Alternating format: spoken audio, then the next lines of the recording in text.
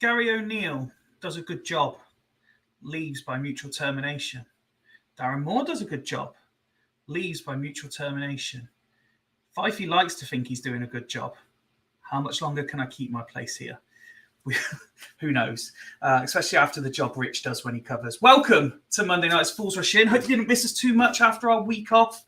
But we're back, we're live, and we've got plenty to talk about. No less than the hundreds of thousands of transfers that we missed by having a week off. There was an abundance of them coming through the doors at the county ground.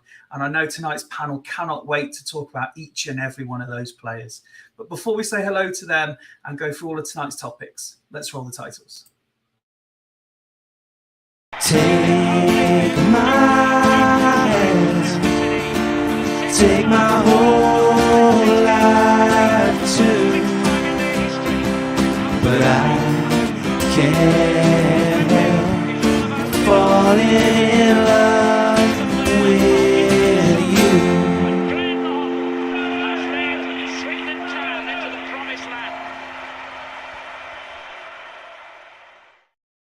If you have been generous enough to decide that watching a couple of Swindon fans talk nonsense for an hour or so is more important than international football, I can update you that England are currently 5-0 up. Just over 56 minutes gone. So, you might as well stick with us because we're definitely going to be more entertaining than the last half an hour or so.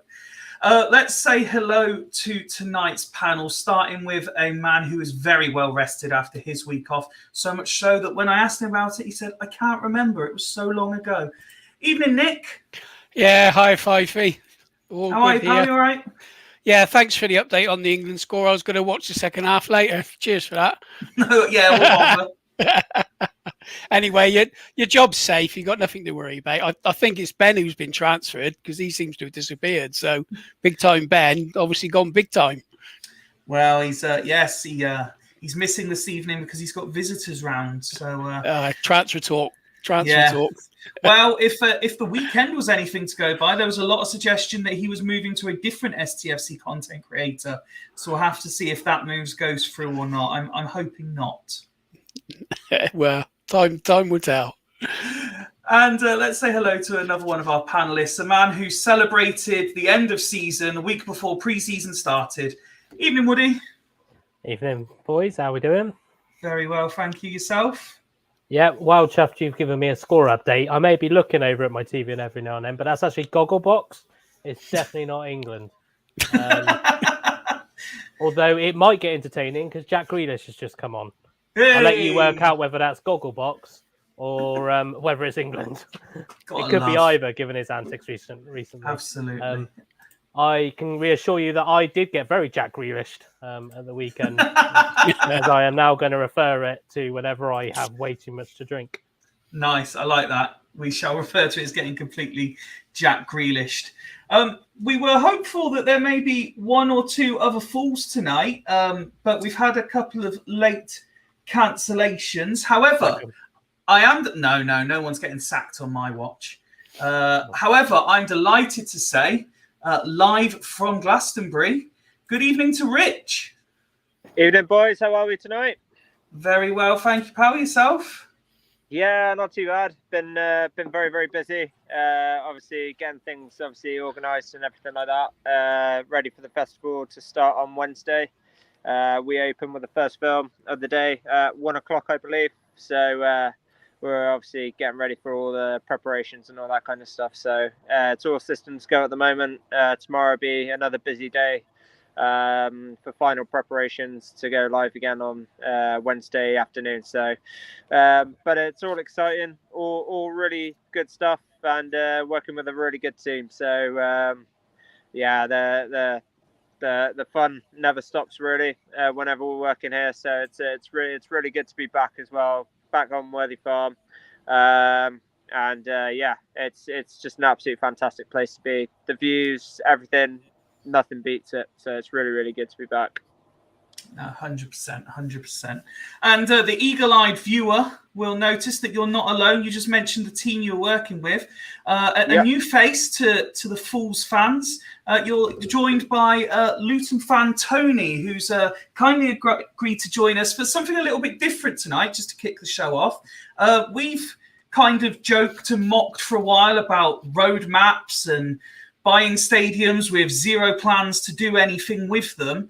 But nobody could have escaped the story behind Luton and their promotion, and the rumours and suggestions of all the different things that they need to do to get the ground up to spec to play in the promised land. And Tony, you've graciously agreed to kind of just fill us in on what actually that means to Luton and what we can expect as fans to see change in the very near future. Right. So first of all, thanks for having me on, guys.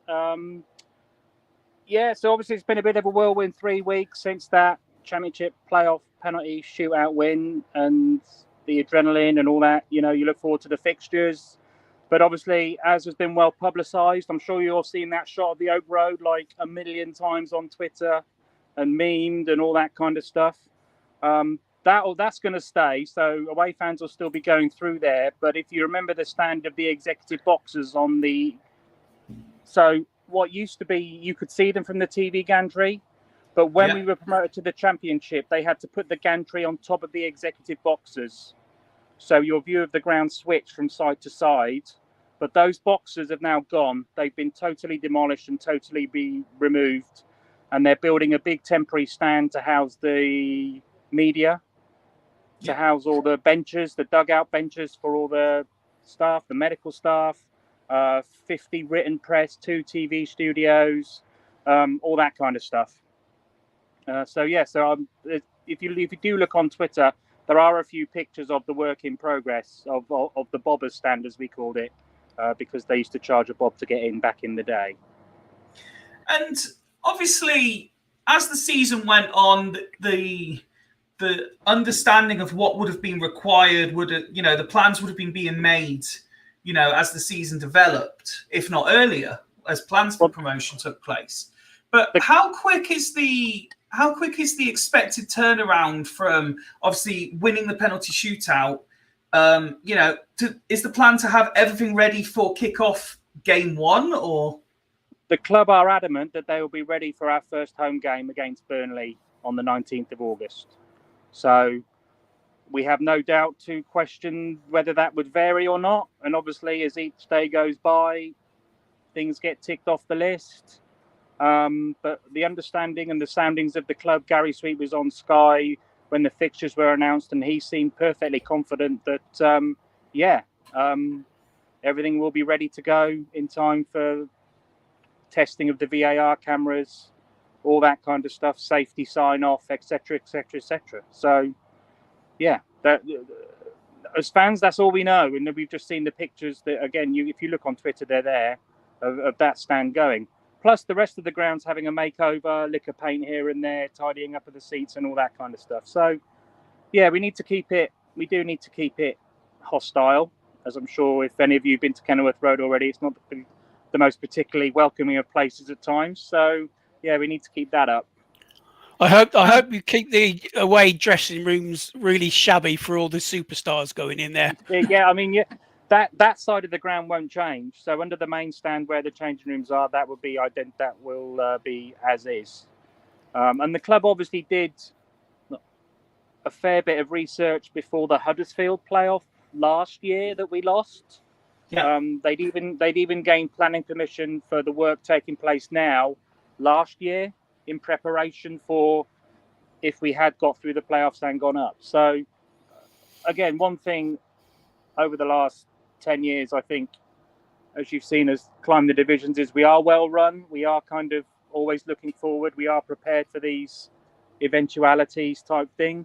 And whether that be knocking down a new stadium or having to bring in another manager, you know, or all that kind of stuff. It's almost like a clockwork machine. So, yeah.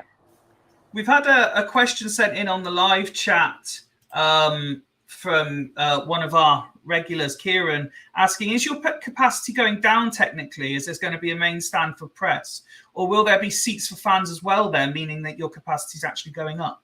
There is an anticipation that the capacity of the ground may be increased by 300 or 400 from what you know it as today.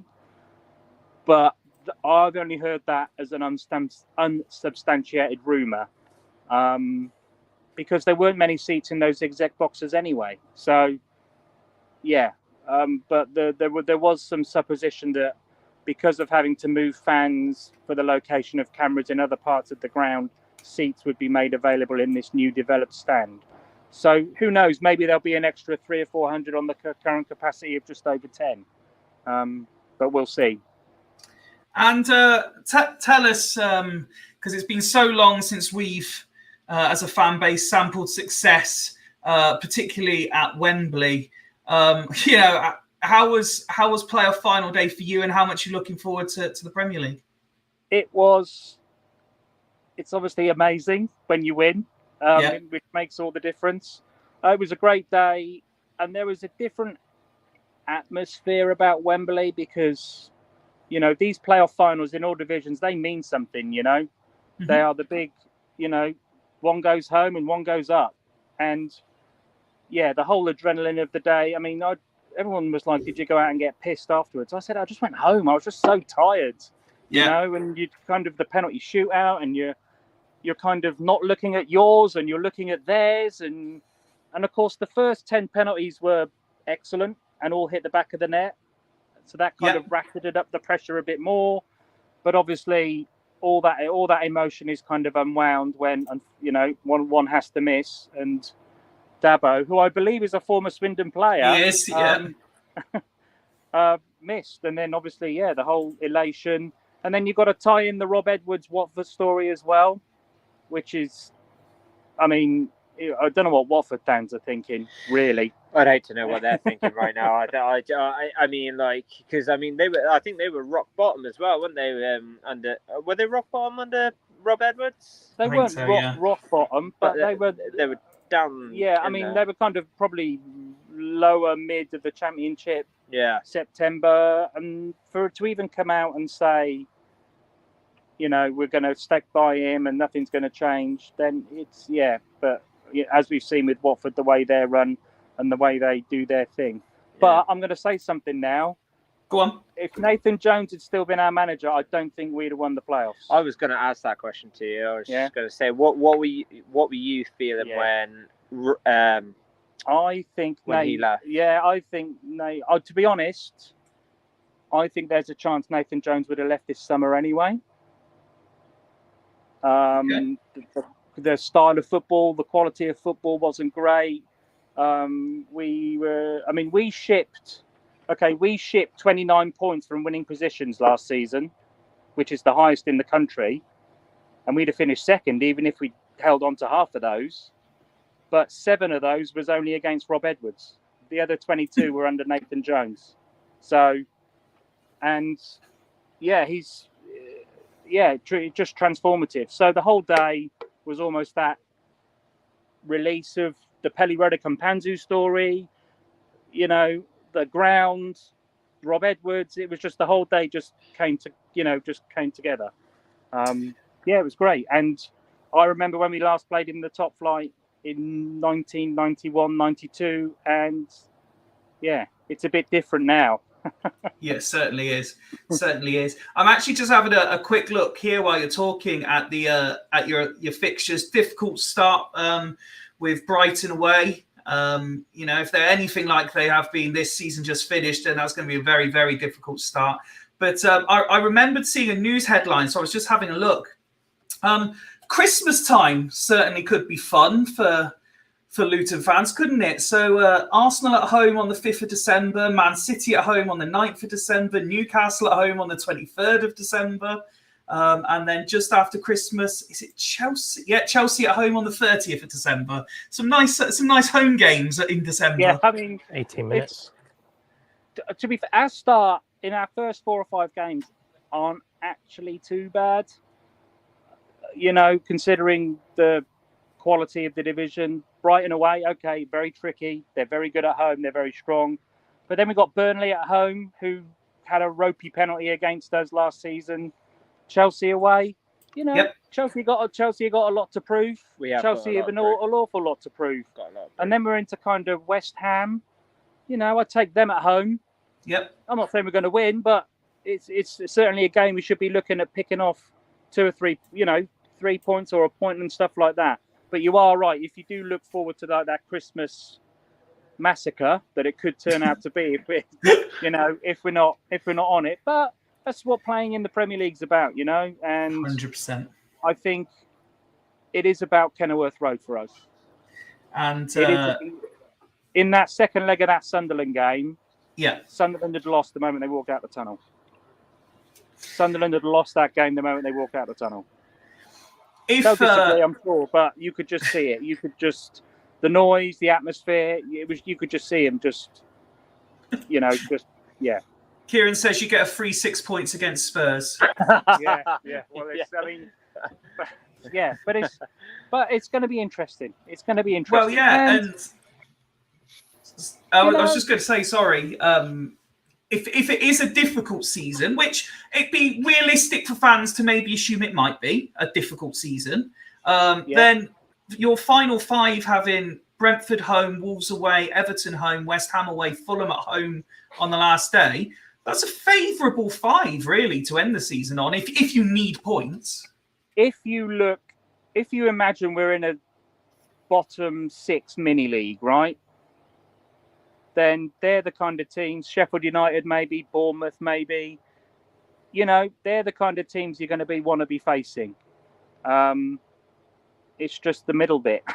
That's going to be the problem. It's just that middle bit of the season. The beginning's fine, the end's fine. It's just that wretched bit in the middle. Yeah, but, I've never been to Old Trafford, I've never been to Old Trafford. So just games like that will be amazing. Will be fantastic. So, yeah, I'm really looking forward to it. Well, enjoy every minute of it. I hope for you it goes really well. I won't keep you too much longer because I know both of you have worked very hard today and should really go and rest up. So thank you for taking the time to come and talk to us. And don't be a stranger. Come back again. Well, maybe we'll talk over that Christmas period as you start taking points off the likes of Man City. Depends what side of the line we're on. Yeah, exactly. But yeah, all right, guys. Thank you. And just before you go, one of our favourite viewers, Joe's just messaged in saying, "Tony, we have faith in Luton. Really pleased for you." Well, that's really kind, and it is how you are run. It's how you are run from the top. Oh, don't start them off already, Tony, please. Right? Yeah, but it's about. Wonder how that feels. It's about how you are run, top to bottom, and that's why we are where we are. And even in the Championship, we were punching above our weight. So it's about recruitment. You imagine. Yeah, can we have Mick Harford, please? Yeah, but what to play? Well, that'll do. Yeah, we could do with some players. We ain't got many. But it's like you look at like the signing of Carlton Morris last summer. He barely set the ground alight for Barnsley at all. But there he is, 20 goals this season. And you've mentioned Adebayo a couple of times, picking him up. Well, actually, I was going to ask you before you left, Swindon fans will have mixed feelings about this one because he was very young when he came on loan to us and perhaps, wasn't at the levels he certainly hit for you guys last season.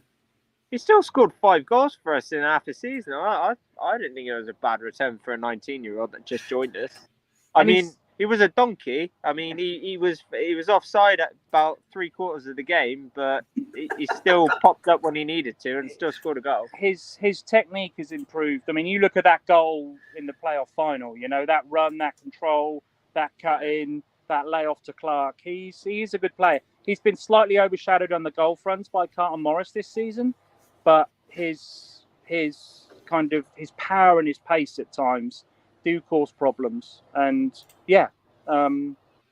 long may it continue. Listen, as I say, enjoy the Premier League season. We'll hope to speak to you again over the course, just to see how you're enjoying it. Enjoy all those new stadiums and enjoy Glastonbury. Thank you. Well, here's to a good cup draw, guys. You never know. We can only hope.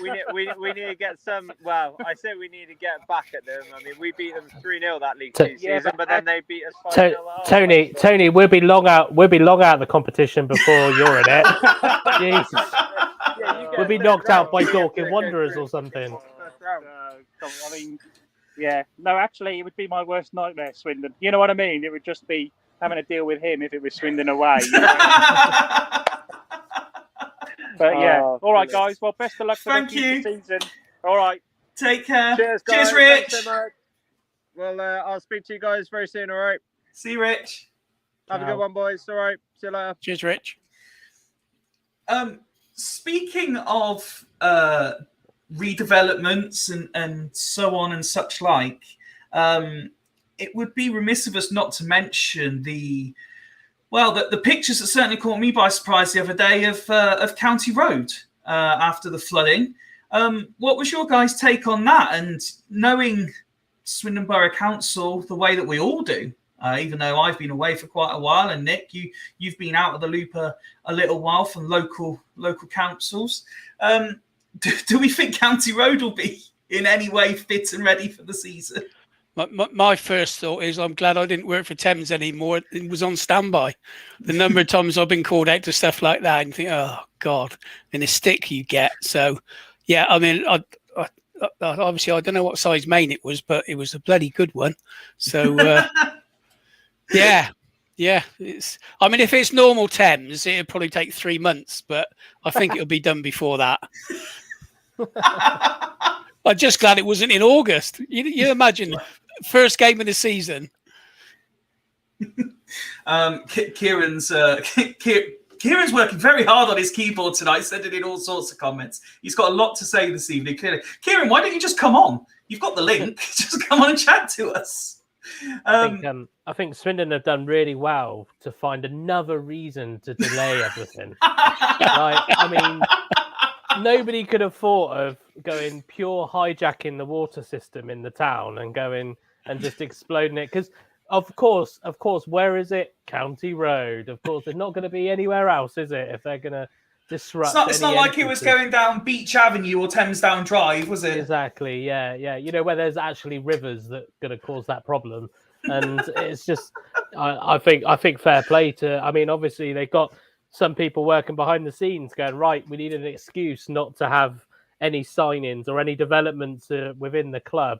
What can we do, lads? I got an idea. Let's flood County Road so nobody can get in. Yeah, but the thing is, Woody, what you don't realise is once one goes, that puts pressure around the rest of the system, and 2 or 3 more are likely to go as well. So it could be great fun coming the start of the season. No, we understand that, because once one fool goes, it puts pressure on all the others to work harder. Oh, dear me. And I just flashed up that comment there. The development of the county ground, including a new swimming pool. I found it interesting, actually, the point you just said, Woody, about how the club have found new ways to delay things. I mean, if you believe all the in the know accounts and I saw such and such here, and the rumours have finally started, at least, that there are talks with players. You can guarantee if the story is right, as is portrayed online, that Flynn, after being technically unemployed forever, was on holiday from the minute he was unveiled as manager.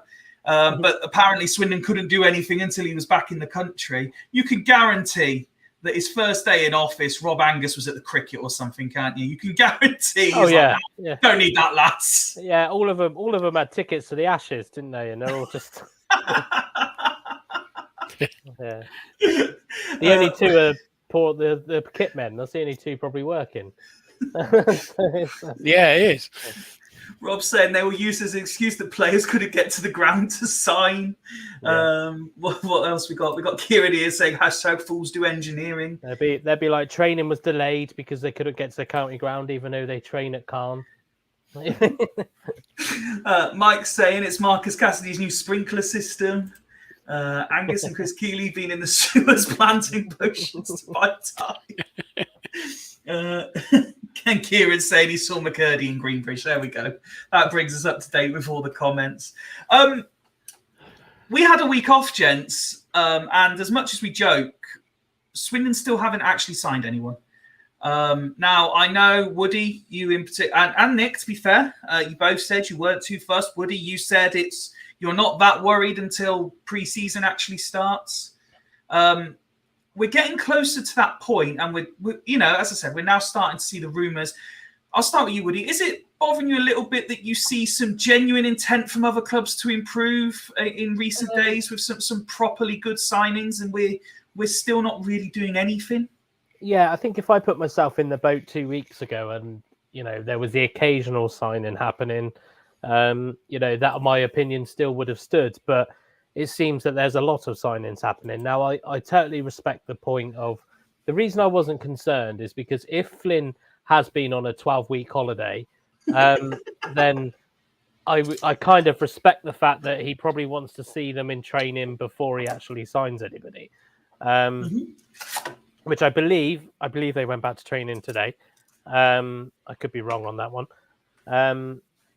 But, there's obviously some rumours going around of people in the building today and stuff like that. But I don't fully buy the fact that there's been real no communication, and that's the reason we haven't signed anybody. Because I think the fact that there's a lot not happening, like I think you've just flashed up there, like the new kit hasn't been announced. The club just seemed to fuck up everything that could do with PR. And it's just like, what would have been good to tie fans over during this period?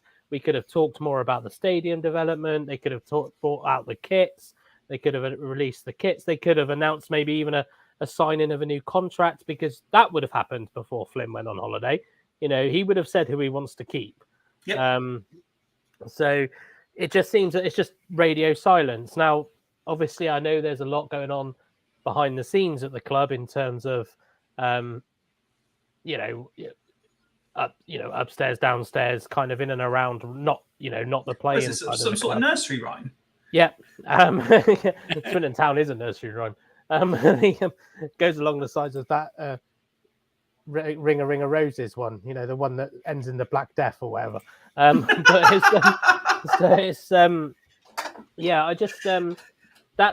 the concern for me. I'm still not overly concerned that we haven't signed anybody. I'm concerned that other teams seem to be signing players, and good players at that. Mm-hmm. But yeah, that it's more of the lack of, there just seems to be nothing coming out of the club. Apart from announcing, and I'm sorry, I might get slated for this, apart from announcing this fucking pointless STFC museum. That, I'm sorry, should be the last of our fucking concerns right now, is this bloody museum. There is so much more that needs to be done, and it seems that, we're going to talk about the museum. Don't get me wrong, great idea, I don't think we're big enough to have a museum. But the haven't you heard? We're fucking massive. Yeah, I think I've got more fucking heritage. But I just think, I don't know. So I've just kind of disengaged. I'm disengaged as a fan. There's no chance of me getting a season ticket, no matter who we sign now. Kieran's saying no because we can charge entry to it. go towards our budget. I have to say, and I just need to go back up through the comments to see who said it, because it was originally going to be part of my intro link on Monday, because it really wound me up. The museum is more important than one thing that's made the news recently, Woody, and it's this shower shit. £15 to change your seat? If I said to everyone here, I'm going to charge you £15 to watch Fools Rush In from another room, what the fuck? Absolute shambles. I'm not having that at all. Administration charge? Fuck off. They got to process the ticket anyway. I mean, I think the only time it should go up is if you're going from a cheaper stand to a more expensive stand. That's the only time you should pay a price difference. And well, you do that as well. As well as the and I was about to say, I'm assuming that they're adding that onto it as well. Yeah. But yeah, I just, as I said, PR disaster. I'm gonna be Craig tonight, and I'm gonna, as he's not with us at the moment. I'm gonna bring out the pessimistic side and say I'm not. It's not filling me with any joy at the moment. I think. This comment from Kieran's really tickled me. Don't need a head of fucking media to take a photo of a kid and put a link up to buy it. I think he means kit, not kid, by the way. Yeah. He said he could do it, and he's thick as shit. Why haven't they got like Charlie Austin donning the kits? Like, I don't know. Kieran, who's also part of our panel, said I'd go watch TSTVL if you did that. Charge people 15 quid to watch from a different room. And AC there saying 100% agree on this museum bullshit. We ain't even got a site for it. It's going to be in an abandoned Arkle's toilet. Even managed to churn out content to make a video. The thing is, I think you're right, Woody. I think fans would generally, they will be appreciative of it when it's there, and they would probably be more appreciative of it if it wasn't the only thing that was kind of being hyped up. Unfortunately. It was free before a certain date.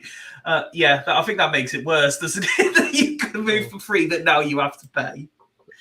Oh, dear me. What else we got? Yes, Kieran's confirming that he did mean kits and not a picture of kids and put them up for sale.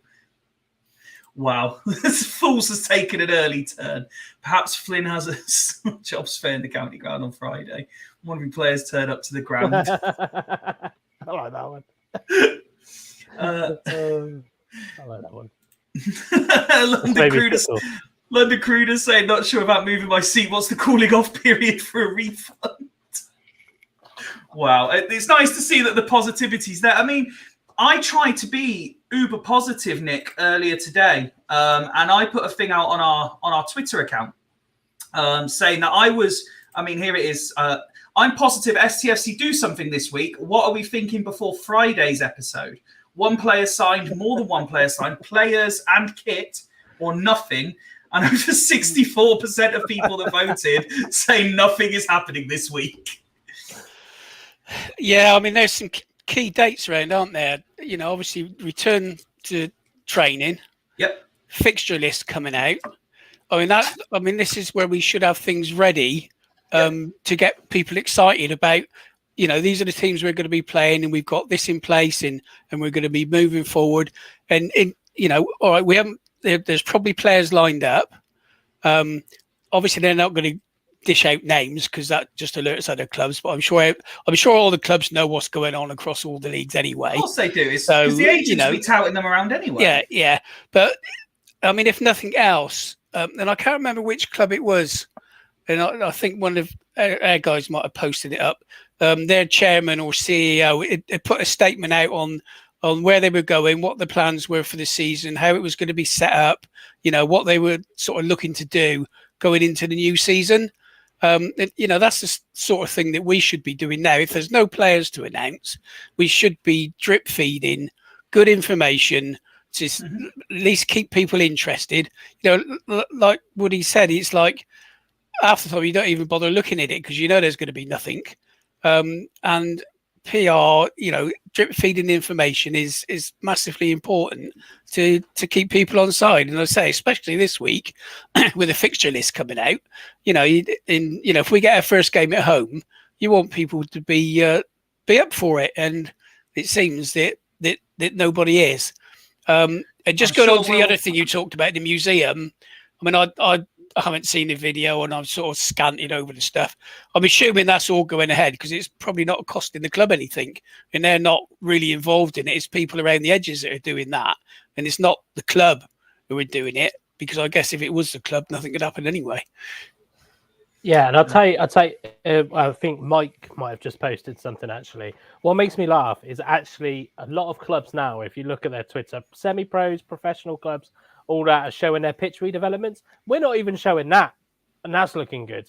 You know, like I think Marcus Cassidy's been posting on Twitter how it's looking.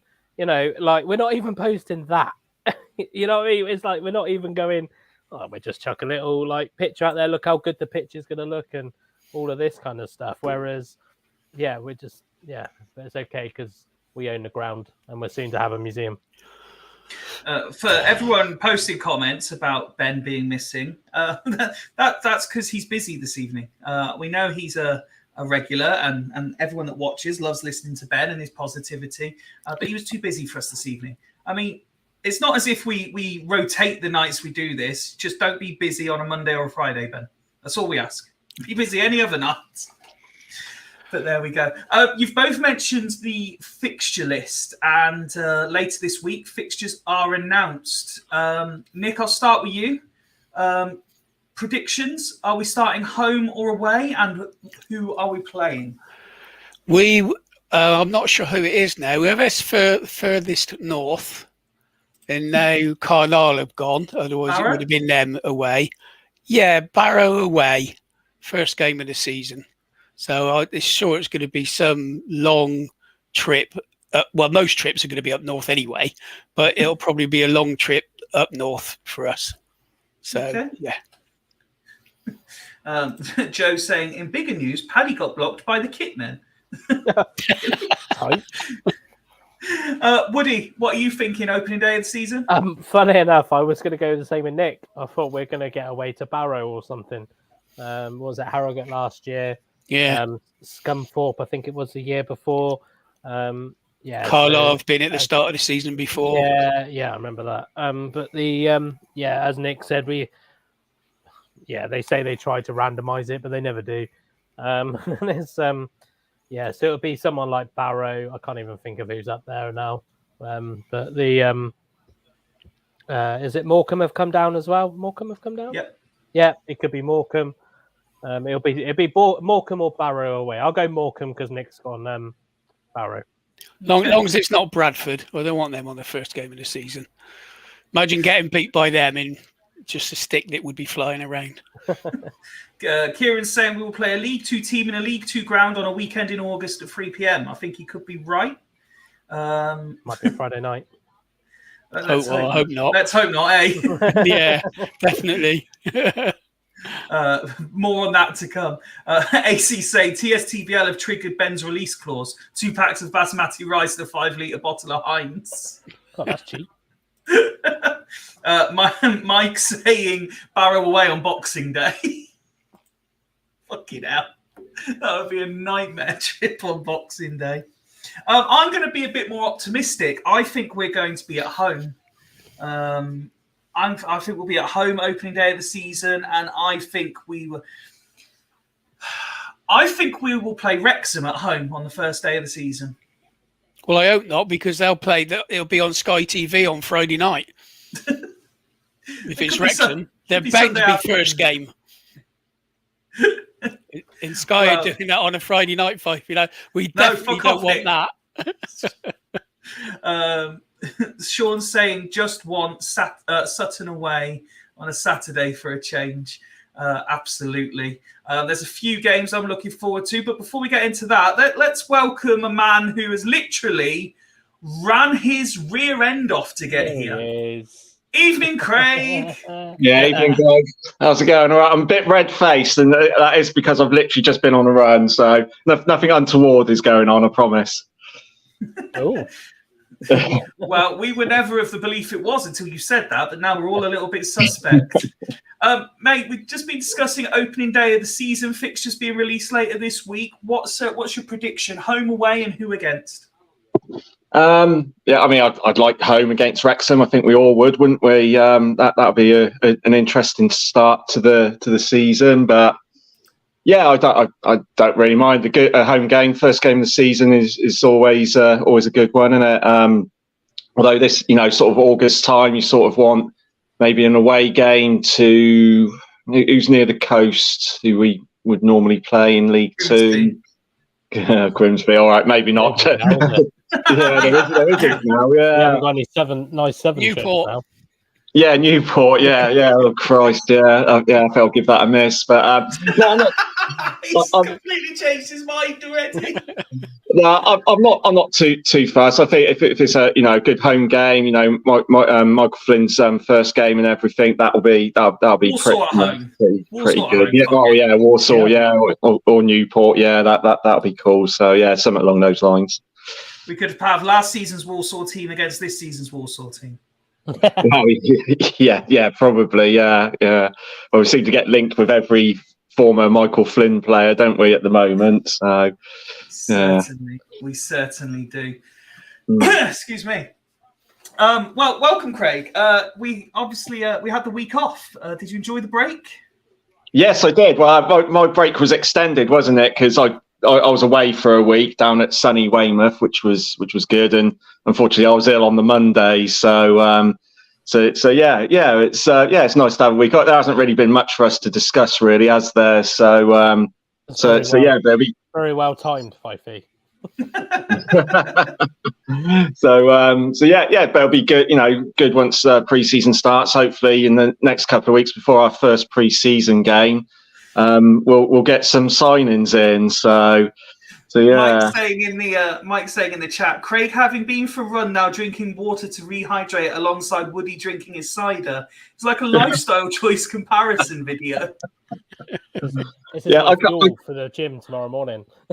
Because I've just got in, I haven't had time to set up my laptop, so I've got you on my phone, so I'm struggling to read the comments at the moment. So thanks for reading that out, Fyfie. No problem. Well, gents, I have prepared something of a little game for you tonight because of the lack of Swindon Town doing anything of any note. And you're all aficionados now of League Two. I think it's fair to say you know what's going on. So in preparation for the fixtures being announced, I want to know just how well you know our opposition. Now, I apologise in advance if I've got any of this wrong. I've tried really hard to clarify its accuracy. But what I'm going to do is I have got images of all of the stadiums of the clubs in League Two. And I just want you to tell me whose ground it is. Nice and easy, just to ease us into all the away trips that Swindon Town fans can enjoy this season. And then at the conclusion of that, the likes of myself, we're always original. We never copy anyone's content on Fools Rush In. Everything is always authentically us. So having seen how much fun a good friend of ours, Shah, has on the NGL app, I decided to download it with no episode on Friday. And I expected much the same result. I expected to put something out, say you could ask anonymous questions, and I would bait the Twitter trolls to abuse me, and I would get 50% of people telling me how attractive I am and how much they wish they could ask me out. Unfortunately, I managed to bait the Twitter trolls, but I got no anonymous messages telling me how beautiful I am and how much people want to ask me out. I just don't understand. I need to ask Shah what I'm doing wrong. Fyfie, you're beautiful to those who matter. We all think you're beautiful, thanks, and that's all that matters. Thank you very much. And thank you for our week off as well. What I have done, and Woody, I know you had a go on it as well over the weekend. That was a good laugh. Yeah, Kieran did it as well. I'm too scared to do it. I have taken some of the more generic questions I was asked, and I have prepped them up on the screen as well to ask you guys how you would have answered it. So we'll do the grounds first, and then we'll go on to the questions that I was asked on Friday night. Nick, you've done a fair bit of travelling following Swindon. You fairly confident with these stadium pictures that you're going to get this right? Nope. It's a quiz. Unless I've flown in by helicopter and seen it from above, because I'm sure they're going to be shots like that. So, but yeah, we'll give it a go and see. I'm crap at quizzes, but hey, you never know. It might surprise you. Woody, you look fairly confident. As I said, what I was going to do. You think you'll get these? No, I just think it'll be quite interesting to see what they look like from above. Now, in fairness, I haven't made this ridiculously hard because Kieran first suggested this as a game to me, where it's just like a screen, like a little picture of like a tiny bit of the stand. But like I've almost done the whole stadium for you, so it should be quite straightforward. Craig, how's your knowledge of League Two football grounds? Yeah, okay-ish, I think. Yeah. That's about as confident sounding as anybody's been. Kieran said, "Oh, it's my game and I'm missing it." Yes, well, indeed. He could join. He could, but he says he's got to go pick up his girlfriend. Weren't Shah and Fyfie voted the king and queen of podcasting on that? Yeah, they were. Yeah, I think we By were. me. Yeah, on yours, yeah. Right, gents. I've done them in a random order. Let's see how we get on with ground number 1. I hope these are still Tranmere. well done. See, I told you this was going to be easy. Ground number 2. Salford. Sutton is correct. Ground number 3. Walsall. Also, well done, Woody. Ground number 4. Gillingham? Oh, no, Gillingham. No, not Gillingham. Carlisle. No, they're not a League Two club.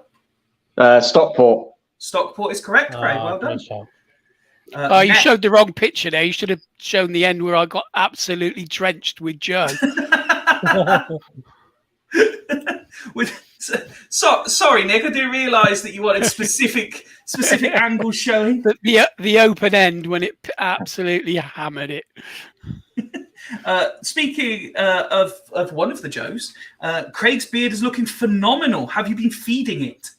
I have, yeah. I've got a very special beard care regime that I have every day. It takes me longer to sort this out than on top, which is starting to recede a bit. Well, so that's because there's more here than there is Yeah. here. I'm compensating. That's what it is. So yeah. Thanks, Joe.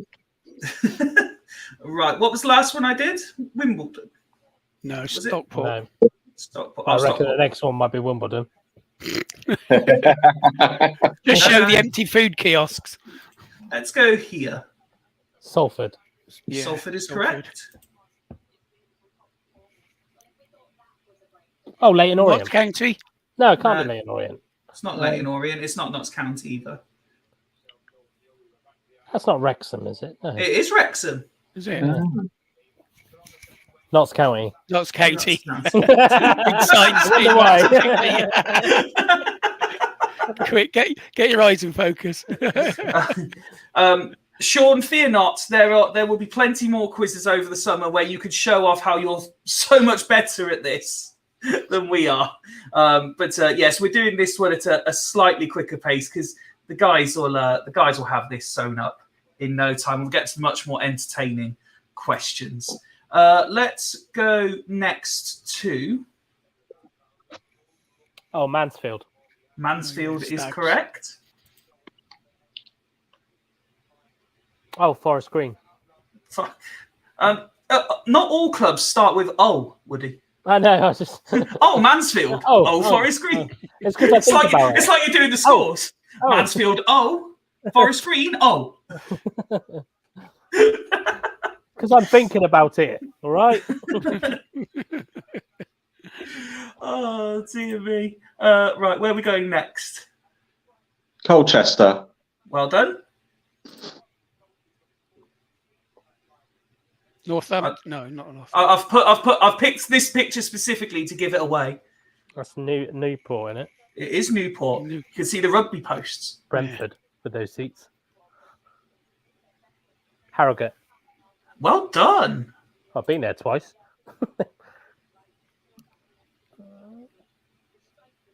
Oh, I like that stadium. I don't think I've been here. Is that Wimbledon? No, it's not Wimbledon. So every picture I found of this stadium gave it away, apart from this one, which made me think I've now actually got the wrong picture of the stadium. It's not Doncaster, is it? It is Doncaster. Well done, Woody. Oh, well done. But yeah, every picture that I could find had the stand where it said Doncaster in the seats. I was like, well, I know I'm making it easy, Kieran wasn't messing about, other than with his spelling. Look, he was. Don't ask a GWR. Don't ask Woger. That's And then what Donny. happened in the old. That's what happens when you go to a ticket office, isn't it? Don't ask GWR. Yeah. Sean was on hand, despite saying he'd leave us to it to help you out on the one you were struggling with. Sean needs to be on Fools at the same time. Maybe Sean versus all the Fools. Yeah, you should come on. More than welcome. More than welcome. Right, let's go back to the grounds. Nice, easy one. Bradford. Bradford, yeah. Bradford. Shithole. Who's that? Crawley. Nope. Salford. Nope. We've done Salford. Have we? Oh. I feel like I've been there. You probably have. Morecambe. Morecambe, well done. Oh, I haven't been there. No. Gillingham. No. Nope. Grimsby. Grimsby. Grimsby is correct. See, again, I wasn't sure about this one. Oh, that's Northampton, isn't it? No, because they're not. No, there's a building sales there. Oh, yeah, they're not League Two anymore either, they're are not they? League Two. Fuck's sake. But it did make me worry that I've again got the wrong one. I was just looking at one big stand and then 3 smaller stands. Now, see, the fact that none of you have got it, now I'm going to have to check again. Flash it up I again, knew- then. Oh, sorry, yeah. There you go. No, I think it is right. Red Sea. Possibly. It can only... Who we got left? Crawley and Crew. It's not Yes, Crawley. it is one of those. Crew. Must be Crew then. Yes. Yeah. It is indeed. Didn't know they had a stand And, that big. And Sean got it. So Sean got it. I know it's right. Yes. Well done, Sean. Thanks, Sean. I'm glad one of you knows what you're doing. Sean's my fact checker. Let's go here next. Well, they were National League last season. Who came up? Wrexham and Notts County. Either that or it's an old picture. Must be an old Oh, picture then. Well, I did specify every picture has been uploaded within the last year. Christ, who's got open terracing like that? Who's most likely in League Two to be that ground if it is wrong? They have been mentioned earlier in the show.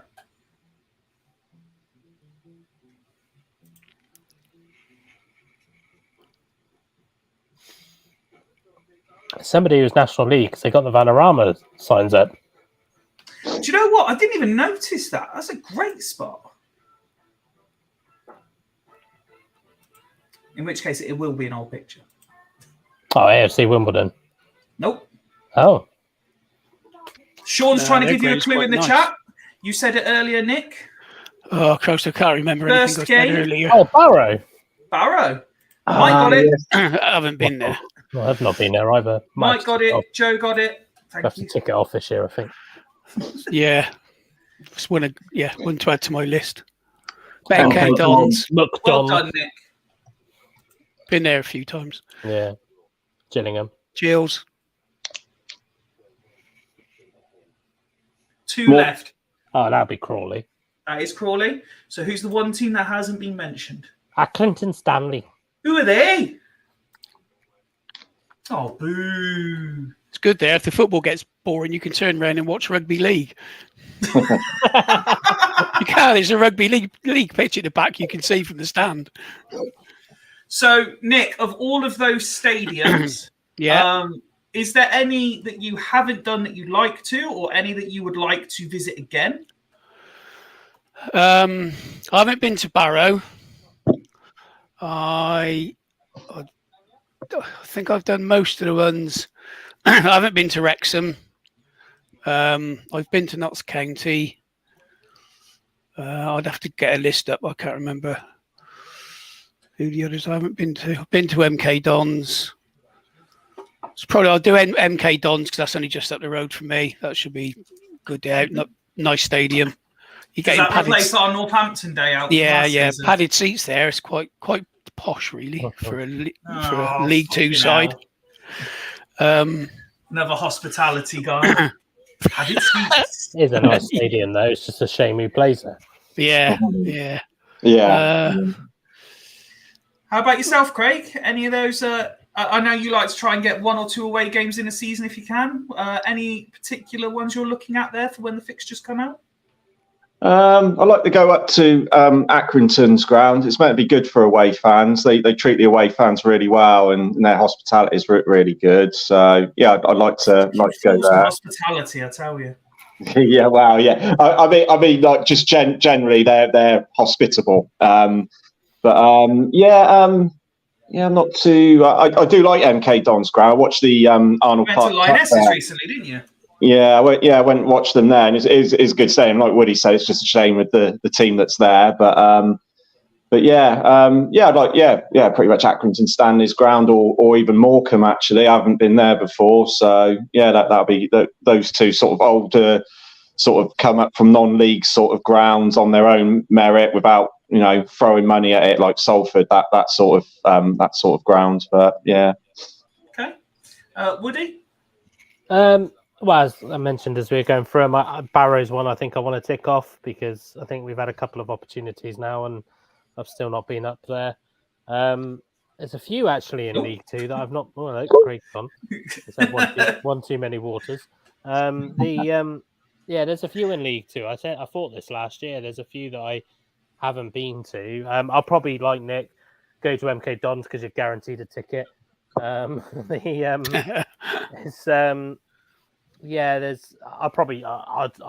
still do some of the ones I've done before, like Harrogate.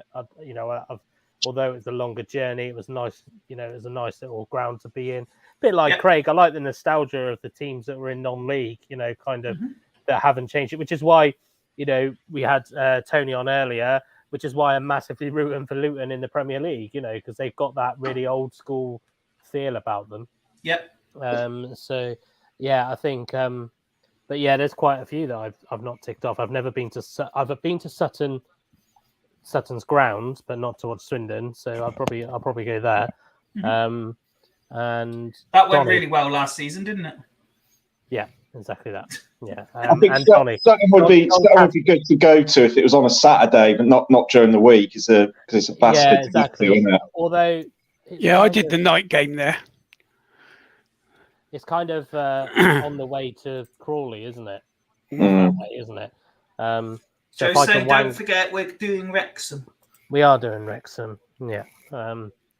Apparently. I'm just looking, Fyfie. The only ones I haven't done is Barrow, Gillingham, and obviously Wrexham coming into the league now. I think I've done Swindon at 80 stadiums so far. Wow. Impressive. Oh, AFC Wimbledon as well, because they're at their new ground now, aren't they? I know you did it Lane. Yeah, season, didn't you, Nick? We did it this season, yeah. Yeah, well, yeah, back at Plough Lane, yeah. But... there's a few in sort of stone's throw distance from me, so I'm hoping to convince the majority of the fools that MK away can replace Northampton. Obviously, Joe's telling us that we're doing Wrexham regardless. Do I do Warsaw again? I don't know. I've done that a few times now, but why have the other two buggered off? I don't know. Sorry, no, just. But I'm also definitely going to try and convince the guys that Notts County away is a must. I'll do that. Oh yeah, that's a good shout.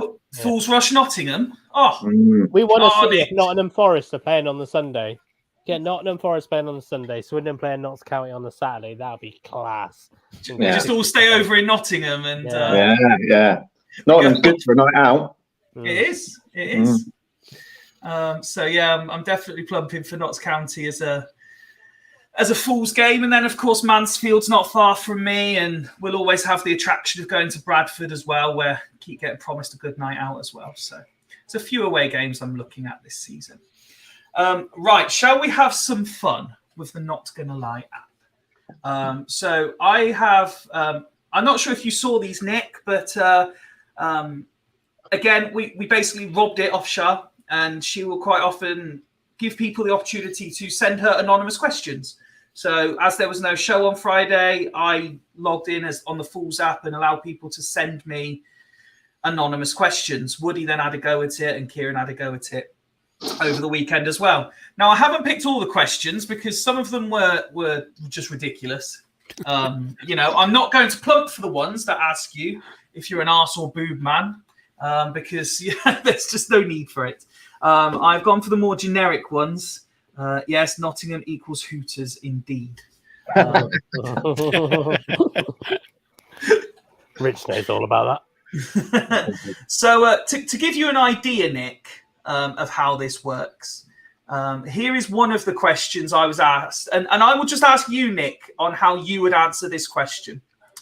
What normally happens on a Fools Rush In stream? Never watched, but always see it pop up. Want to get an idea of knowing what's in store. How would you describe what happens on a Fools Rush In stream? What happens normally, we start off fairly sensibly. Woody's gone. He's having done a bit. Discussing all things Swindon Town. Yeah. We don't agree with each other quite often. People have very strong opinions. That's true. Can turn into some what would seem fairly hostile arguments from people looking on the outside.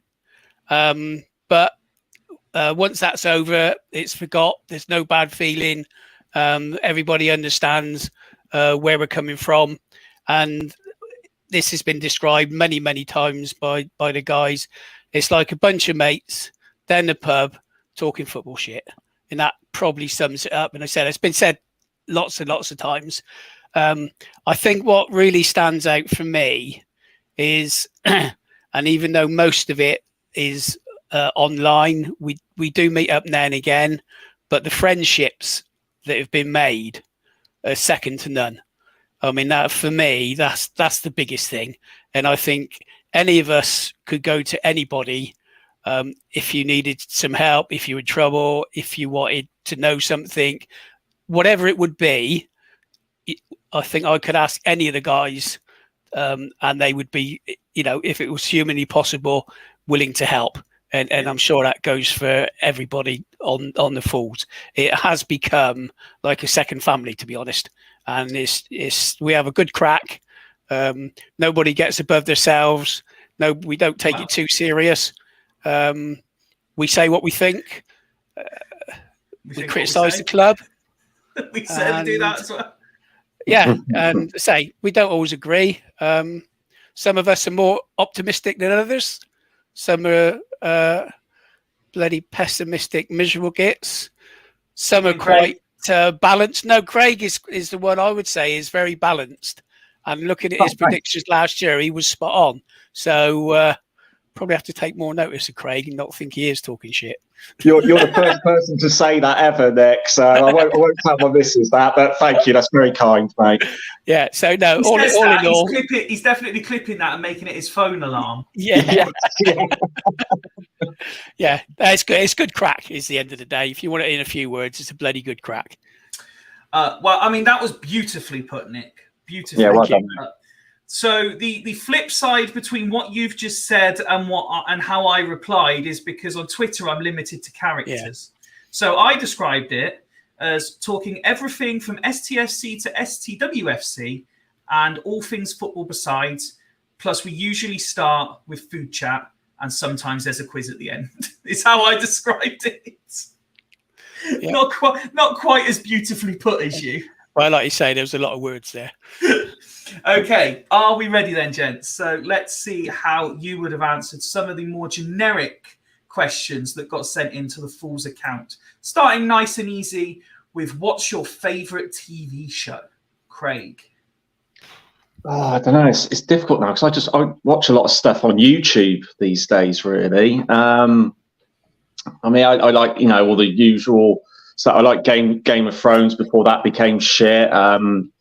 There's just so much. I think I quite one series that I do watch regular is Law and Order Special Victims Unit, which is really, really good. And it's just like every episode is like you can't tear yourself away from it. So that's probably my favourite all-time series, and I've been watching that for like, Christ, it must be 15 years plus now that's been going. So It's many really, different really good. series of it, isn't there? Yeah, it's not for the faint-hearted either. So it is what it is. Special Victims Unit. You can basically gather what that's all about. But the drama and the storylines and the characters in it as well, especially the police who deal with all that. It's really, really good. Really well written, and the characters are really good in it as well. Okay, Woody. Mine's a bit more recent, just because it's something I know I will watch again soon. Is Ted Lasso. I knew it was coming. I knew you were going to say Ted Lasso. Before that, would have been CSI. I was a massive CSI fan. Suits. Suits is great. Before I found out Meghan Markle's a bit of a penis. But yeah, it's Suits and CSI were probably the ones that I got that I was hooked on. But Ted Lasso is one of the best TV shows of recent times.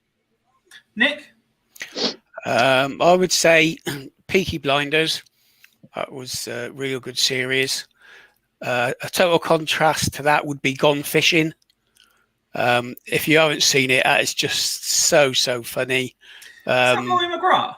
No, it's Bob Mortimer. Oh yes.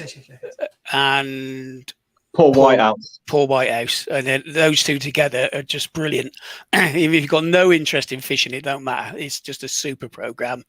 Things like Would I Lie to You, especially when Bob Mortimer's on there. Richard Osman's House of Games. That's my tea time watch. That's a really good quiz show. So that's the sort of things I'll sit and watch. And if you missed my answers on Friday, I said that my favourite TV series of all time would probably have to be House. I've watched it so many times. It's so well written, and for a serious, an actual serious drama, it's so funny. Hugh Laurie doing such an authentic American accent, but being traditionally British sarcastic while doing it is just hilarious. And then I gave special mentions to things like Scorpion, Suits, Impractical Jokers, as well. I saw you put White Collar on there as well. White Collar, which is so underrated. So many people don't even know it exists. So a lot of people will have watched Suits. If you liked Suits, you will like White Collar. It is superb, and so many people don't even know it exists. It's definitely worth a watch. Next question. Again, I've put it out in the chat, but we'd love to know these things about you all too. Anyone watching or listening, if you're listening back, like after we've gone live, tweet us, Facebook us, Instagram us with answers to some of these questions. We'd love to know. If you are watching live, then put it in the chat. Your favorite TV series of all time. Next question. We'll start with you this time, Woody. Your favorite subject at school?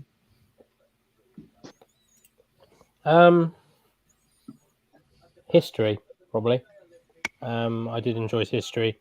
I would say PE, but I kind of got irritated at PE because I played a lot of sport outside of school. I just got irritated with PE. So probably history, and I liked Spanish as well, but history. Okay. Nick? Not a lot, to be honest. I left school when I was 15. I couldn't get out quick enough. Although... Must be something you liked. I did. I don't say I necessarily liked it, but I did piss off the maths teacher because at the end of the periods, you had an exam, and whoever came top in it got a prize. And she had her pet pupil. He come second, and I come first, and I won the prize. Yes. So she was really dogged off. So maths I was okay at. But the rest of it, I just drifted, to be honest. That's why I got out when I was 15 and left. Craig? I liked drama, I liked it so much. I went on to do theatre studies at college, so Good lads. which I ended up failing in. So like I did with all my A levels, but yeah, GCSE. Although what I wish I did take was history, like Woody was saying, because I love history now. I really wish I had, but no, I decided to take geography instead because at my school you could only choose one or the other. You can choose both, but I really, really wish I'd done history, and I encourage my kids to take, because geography doesn't fucking you don't. It's just looking at maps pretty much, isn't it? So I know there's more to it than that, but Well, you don't need that. Don't forget the study of rocks. Well, yeah, that's it. Sorry, Dick. I said you don't need that driving a train, do you? Because you just got track. No, that's it, exactly. See, it was no good for me, was it? But there we go. But yeah, drama was my favourite.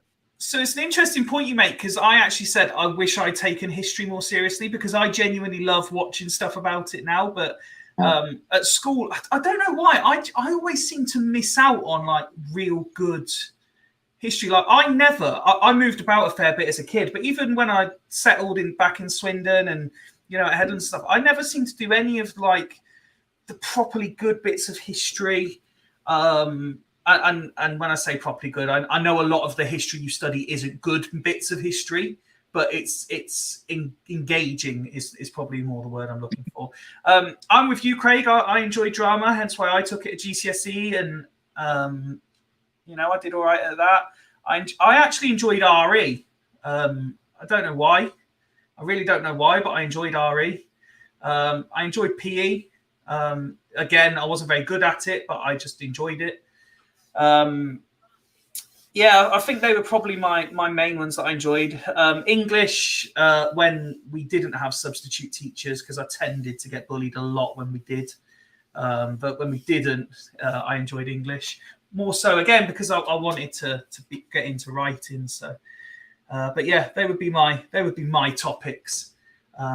Let's see. Let's see if anyone in the chat wants to let us know what their favourites were as we bring up the next question. Craig, I think we're starting. No, Nick, we're starting with you this time. Get this order right. The League Two signing which has impressed you the most so far, excluding McGoldrick. The Thompson twins. Oh no, it's League Two, isn't it? But on that subject, Louis has just signed for Stevenage. Yeah, that's what I was brought to mind. I don't know, to be honest. I don't take that much notice of what other teams are doing, who they've signed. Most of the players I don't know anything about anyway. So I'm probably the wrong person to ask on that. I haven't really got a firm view on that. Craig? Yeah, I mean, I've been looking at how many players are being signed by the club. Got your spreadsheet. Get your spreadsheet. Yeah, I've got my spreadsheet here actually. I was just looking at it. It was handy here. The one that did catch my eye though was again Notts County, but with Will Randall. I thought he could probably do a good job for us, and obviously Notts County sees something in him as well. So yeah, I thought that was quite interesting that they've gone for him, and that might be a missed opportunity for us. But that's the only. Yeah, I mean, other than that, it would have been McGoldrick, obviously. But yeah, Will Randall for me. Just before I hand it over to Woody, Joe's messaged in on the previous question. Expressive arts, dance, drama, costume design, and theatre setup. Loved it. Wow. Open wounds, etc. Epic. When the fixtures come out, what we now need to do is whatever the home Halloween game is just get Joe to scar us all up ahead of the Halloween game. Woody, League Two signings that have caught your eye? Quite a few, but just for the pure shithousery, I'm going to go Johnny Williams going to Gillingham. Yeah, because that was. Oh yeah. I think, although if we put aside the fact that he's a good player, in my eyes, the fact that he was pretty much at Bradford, he was in the hotel at Bradford, and then signed for Gillingham. So I think that probably impressed me because that is an agent as well playing the game. You can see why Johnny Williams has been up at the top. The agent knows what he's doing. So I think in terms of, maybe bringing a bit of Premier League life to League Two, he's managed to do that because that's kind of unheard of. I also, although slightly different, I think it's Harrogate have signed a Huddersfield Town player called Matt Daly, who I think is going to be a very good player this season. So in terms of if I was being really serious about players I think could be a good coup, because I'm pretty sure he was at Bradford for a little while as well, and he was at Harrogate last season on loan. It would be quite good to see him actually, he's obviously tied down a decent contract. I think he's an attacking midfield player. He scored 7 goals last year. So fair play to them because they've actually signed him, I believe, rather than just doing what Swindon do, loan him, make him good, and then we never hear from him again. When I got asked this question, I said the one that had caught my eye, and I'm not going to attempt to pronounce it because I know I'll get it wrong. Is the Salford defender that was in the Team of the Year that's just been signed by Stockport. I think he's a very, very good signing for them. And again, it's a sign of if we're looking at it from our perspective, a team that was a lot stronger than us, vastly improving already. And then it just shows that we do need to, we do clearly need to work and potentially work quite quickly. London Crooners got involved in this one as well on a fairly recent one. Ryan Innes, Charlton to Forest Green. Yes. Shout. Great. Really good shout, that. Superb addition. Next question, and I think we're back to Craig starting. The dream guest to interview, alive or dead, and why? Well, I don't know if I'd want to interview a guest that's dead. So that would be a pretty boring interview, wouldn't it? But, It'd be like Mr. Dead. Do you remember that sketch from Harry Enfield? He's Mr. Dead. He looks like a corpse. He's dead, of course. Yeah. Sorry, I got sidetracked there. Woody was enjoying it though. I'd tell you what, I'd love to have Jan Arge Fjordtoft. Obviously, he was a hero of mine when I was younger. And if you ever listen to the interview he gave with the Low Strangers, he's just such a nice, down-to-earth person. He's so passionate about the game. If you see any of his stuff, his media work that he does, he's just so engaging and interesting to listen to. And obviously, there's the Swindon Town history there, and he's just quite a character. And it was just the ultimate sort of underdog story, from when he signed for us and he wasn't scoring, and then he went on to be one of our best strikers. It was such a he's such a hero of mine, and Fjordtoft definitely for me. Woody? Well, Craig's was a bit more realistic, wasn't it? I was straight away going interviewee. I was straight away going Robin Williams all day long. I just love to have an interview with Robin Williams. But I thought it was just Swindon Town related. I was thinking. No, it was dream interviewee, Craig. Okay. But Swindon Town related. Glenn Oddle. Okay. I just be intrigued. Glenn Oddle. Okay. Nick? Swindon Town related would be Cammy. Because he's obviously played for us, played for numerous clubs, been manager, done all his media work, and he's just a funny guy. And to me, he comes across as a decent chap. I know there's been some bad press about him, but it'd be interesting to get his take on a lot of things. And the dream interview wouldn't be much of an interview, actually, because I probably wouldn't be able to say much. I'd just be staring into her eyes, would be Gillian Anderson. Only Nick could get away with that. Who said anybody? Nick is the only FRI person who could get away with the tits or ass comment on the the rest of us would be slated. Nick, it would be like, the women would be loving him. So I answered it with a dream interview for me would be Zlatan, because I just think it would be carnage. Absolute chaos interviewing Zlatan. The stories he could probably tell and the way he would tell them would be unbelievable. I think if I was to pick a dream Swindon Town interview, God, for purely selfish reasons, it would probably be either Barry Corr or Alan Connell. Just because they were two strikers who I really, really rated. And I think they genuinely could have gone on to be not Swindon Town legends in the sense of all-time club legends, but in terms of last 20 years, Swindon in the lower leagues, they could have been real big, well-thought-of players if one didn't have a fucking gammy shoulder and one didn't get sold after being top goal scorer because he wasn't good enough. Just ridiculous. Unbelievable. So they would be my shouts from a Swindon Town perspective.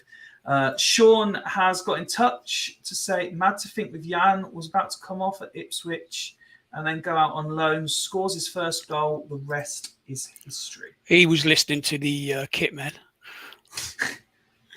Exactly what they said when I listened to it today.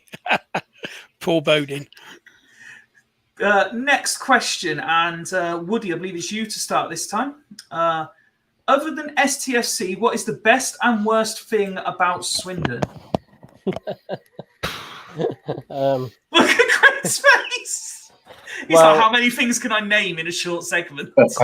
I'm quite a proud Swindonian, but yeah, we are. Our best thing is our heritage, the railways. You can't ignore that. The worst thing is our railways. Now taking the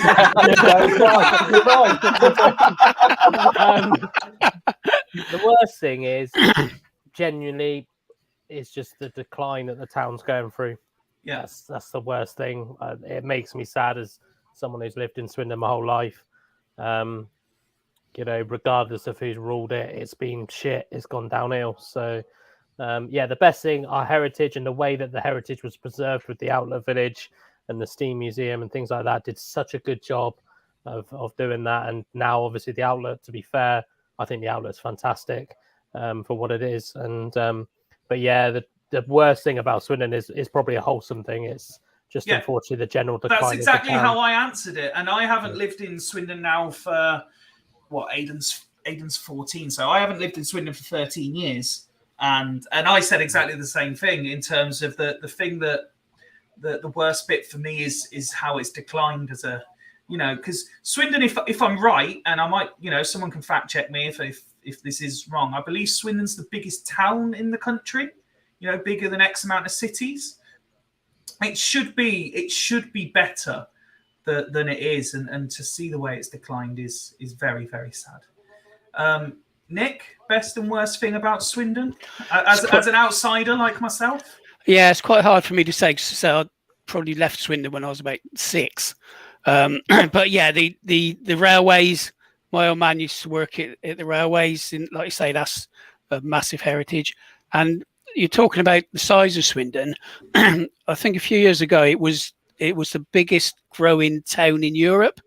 It was expanding so much, but what you said about the town centre and the decline, that's not just Swindon, that's every place is like that.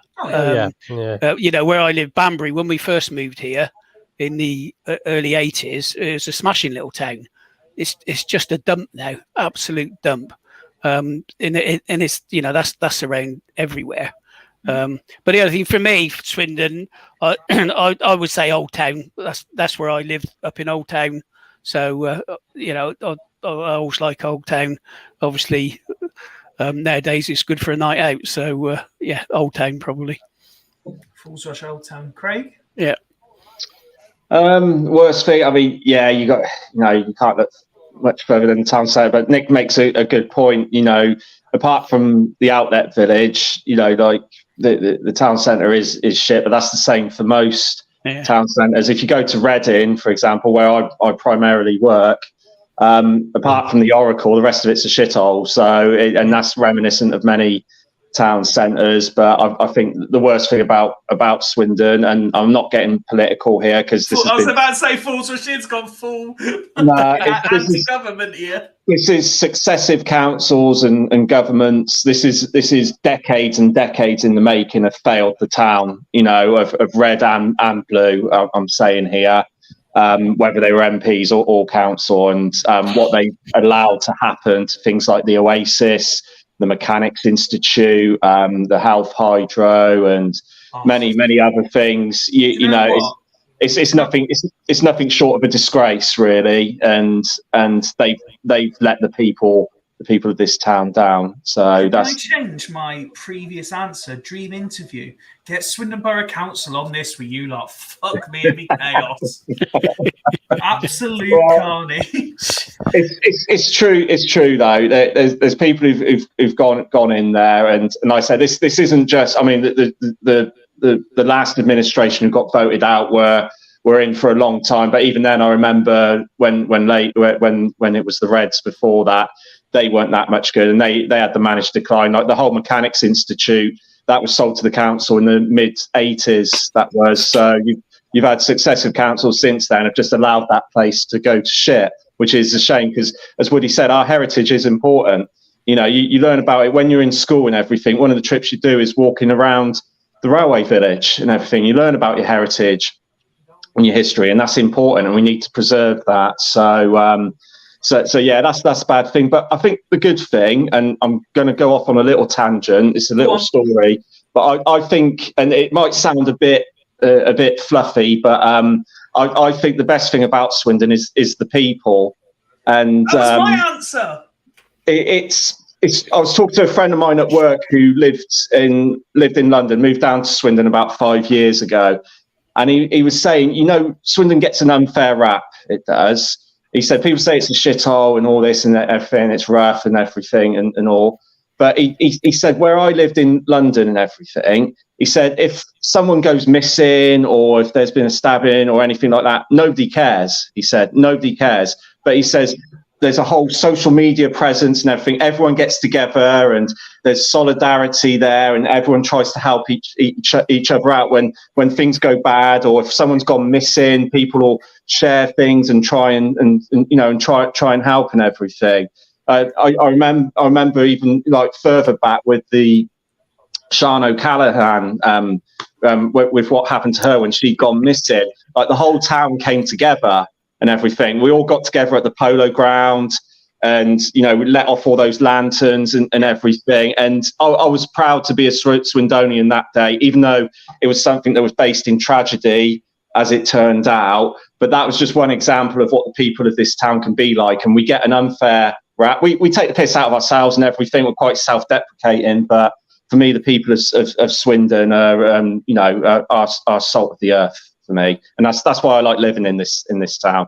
We're not perfect. There's always exceptions to the rule. There's and everyone has different experiences. But for me, the best thing about this town is the people. I said exactly the same when I answered it. I've been out of Swindon now for a long time, and for a large part of my childhood, I wasn't in Swindon. I moved away when I was 2, didn't get back till I was 10, 11. But, I've got friends from school who I haven't spoken to in ages. We're still like Facebook friends and stuff. But if I was to see them out and about, we would still quite happily say hello, exchange pleasantries, and, like best mates and stuff. I could go, we could have a drink having not seen them in absolute time, and I think more closer. We've been doing this now for it'll be 3 years in a couple of months, and with the exception of Nick, because as the only other and Ben, of course, as the only two who aren't Swindon based, I can judge Swindon based on the rest of the fools and the people that we talk to, both in person and on social media, and genuinely nice people that we've met through doing this are people based in Swindon. And that's not to say that Nick and Ben aren't nice people because they don't live in Swindon, but we're talking about the best and worst things about Swindon. And I mean, look at this. This is a comment that's just come in from Joe. I hated Swindon until I started going to the county ground. She wanted to go home. Now she doesn't. Met some amazing people, she's gone on to say, through the club. And that's the same. I've met some amazing people through doing this. Guys, we're about a third way through the questions, but I've got a treat for you. Someone's joined the waiting room. He's obviously heard the prayers and cries from the viewers that they wanted. So he's kicked the visitors out. He said, no, off you go. I've got somewhere to be. There's a reason why he's not the people of Swindon. He wasn't the people that Craig was talking about. he has gone, it's been lovely to see you, whoever's been to visit him today, but fuck off. People want my attention. Evening, Ben. Evening, boys. How are we all today? Evening, mate. We all Hi, good? Ben. All right, Carl, how are you? I'm all right, mate. Yeah, no, sorry I wasn't on it earlier. I had guests over, but they've gone. So That's okay. now I thought I'd just jump on and have a quick hello. I've got a Well, halo. we're going through some of the generic questions that got sent through our Ask Us Anything piece at the weekend. So feel free to jump in on some of these. In fact, you can start the next one if you like, mate. Nice. They're in a random order. So I'm not sure which ones are coming up first. Most overrated Swindon player in the last 5 years. Oh, you've just thrown that on me without giving any thought whatsoever. Most overrated Swindon player. Someone, Tom Smith. As in the Arsenal loanee? No, Tom Smith. Tom Smith. Fuck, that's who played for- harsh. That is harsh. I think everyone loved him. Everyone Fucking thought it was kick him amazing. off. He should be in the first team. He's You're gone to fucking Bath. hitting him on the shit like that. Ben comes on and he chooses violence straight away, doesn't he? Yeah, for me, Tom Smith, because Harsh. he did all right. I remember he had a good game against Bradford when he came on off the bench. We 1-1 now, hardly. But other than that, he didn't do anything, and everyone thought he was amazing, and I never saw it myself. And then he went off to Bath, and we never saw him again. So yeah, Tom Smith. Wait till he comes on the pod. Yeah. Oh, yeah. When Rich sorts it out. Nick, most overrated Swindon player in the last 5 years. I think Tom Smith was more than 5 years, but Ben's just warming up. Yeah, and he's wrong. Tom Yeah, Smith was 2000. could have been a good it's player 5 years, for us. isn't it? Yeah. Most overrated. Trouble is, I have to go back a longer time. Can't No, do it's the 5 same years. 5 years. 5 years I was using anyway. Overrated. Do you need a bit more thinking time? Yeah, I do. Sorry. Woody? It's actually a really good question. And I'm Thank going to you. get shot. Someone sent it in anonymously. I'm going to get shot. Right, here we go. I'm waiting for it. Here we go. Is it a worse shout than Tom Smith? Tyree Simpson. You're the one who was big. Oh. Really? Only no, because there's violence. I thought Davidson offered so much more than Tyree Simpson. And it annoyed me the fact that Davidson got so much stick just because he missed a fucking penalty. For me, that made him, because everybody made it sound like if we signed Tyree Simpson after having 6 months out, he was going to solve all of our prayers, when it was never going to happen. But that's just because it was the first name that popped to my head. He probably isn't the player that I think is the most overrated, but it's the first player that popped to my head I thought is overrated. This question has woke up the chat as well. Craig, most overrated player in the last 5 years. Ben Gladwin for me. For fuck's sake.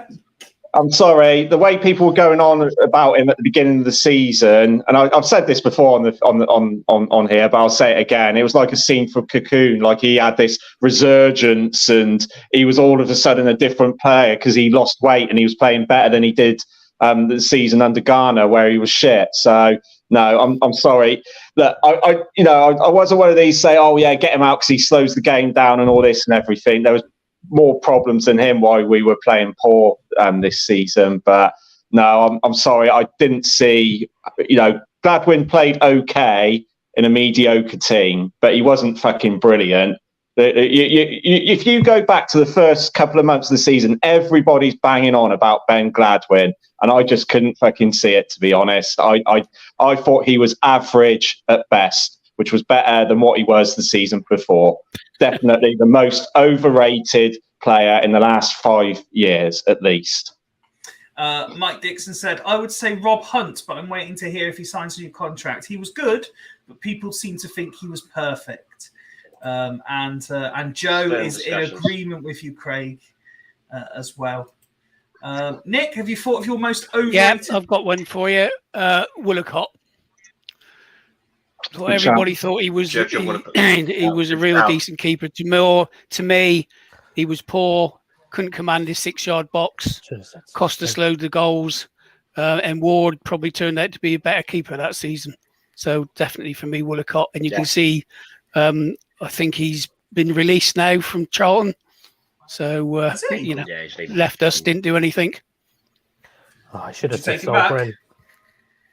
Should have said Solbren. No. He's been told he can go, definitely. Just to address Royston, am I ignoring you? No, you so far put a comment chanting, we want Cozzy back, which had no relevance to the conversation we were having. You've also put, I thought TSTBL lot were out of order having a pop on Twitter with the anonymous questions. I don't believe that was actually them. I believe that was someone trying to cause trouble between different content creators. But we actually exchanged some messages over the weekend about it. And ignoring you again, no, don't know why you bother. Because you enjoy it is why you bother. There, I hope that addresses all of your comments. For me, so the obvious answer for overrated for me would be Jeffcott. However, I think the fact that everyone seemed to realise by the end that he was rubbish means he was no longer overrated. So it's taken a little bit more thinking. Adelaide.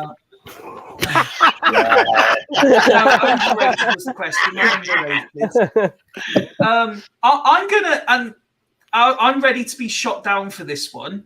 And this is only by about 60% of the fan base, but I'm going to say Romeo Hutton, who everyone seems to think is peak Cafu because he got a few assists. And it's only because of how much people have told me that Hutton is fucking god of right backs that I didn't pick Tomlinson. So yeah, I'm going to go for Hutton as the most overrated player because I was trying to avoid this season, and I think I'm the only one that didn't.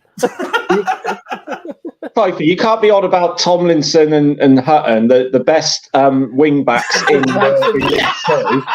Yes, absolutely, best wing backs in the league.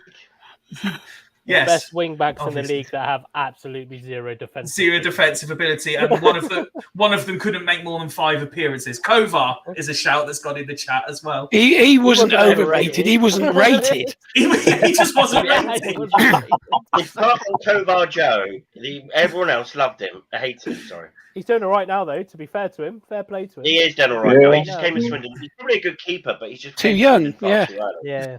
And then we've got one of the Maslin families got in touch via Twitter saying Jerome Sinclair, the most overrated player I've heard some people try and hype up.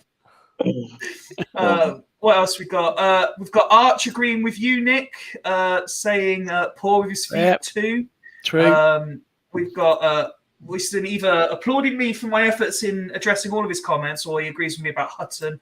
No question what Rob's agreeing with. He's agreeing with Hutton. And a slightly left field shout here, John Goddard.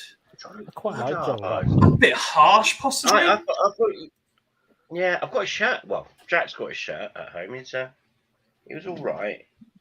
I could see why. I could see why he's in that. Why people would put him in that category. But yeah. Let's move on to the next one. And Nick, I'm going to start with you. Oh no, that's the one I've just done. Let's try the next one. Best game you've ever attended? Well, obviously the best game ever was the Swindon 3 Arsenal 1 League Cup final when we actually won a game at Wembley. But more recent ones, I would say Charlton away in the playoffs. I mean, that game had absolutely everything from keeper getting injured in the first minute, Ferry scoring an own goal, us going 2-0 down, Ward scoring an unbelievably bad goal from Charlton's point of view, and somehow he just seemed to follow it into the net. And then obviously Greer getting sent off, the penalty shootout, Derby scoring the final penalty. Just had absolutely everything that game. So apart from 69, that's probably my favourite game. Okay. Let's go. Oh, I was going to say Woody, but he's just switched his camera off. Craig.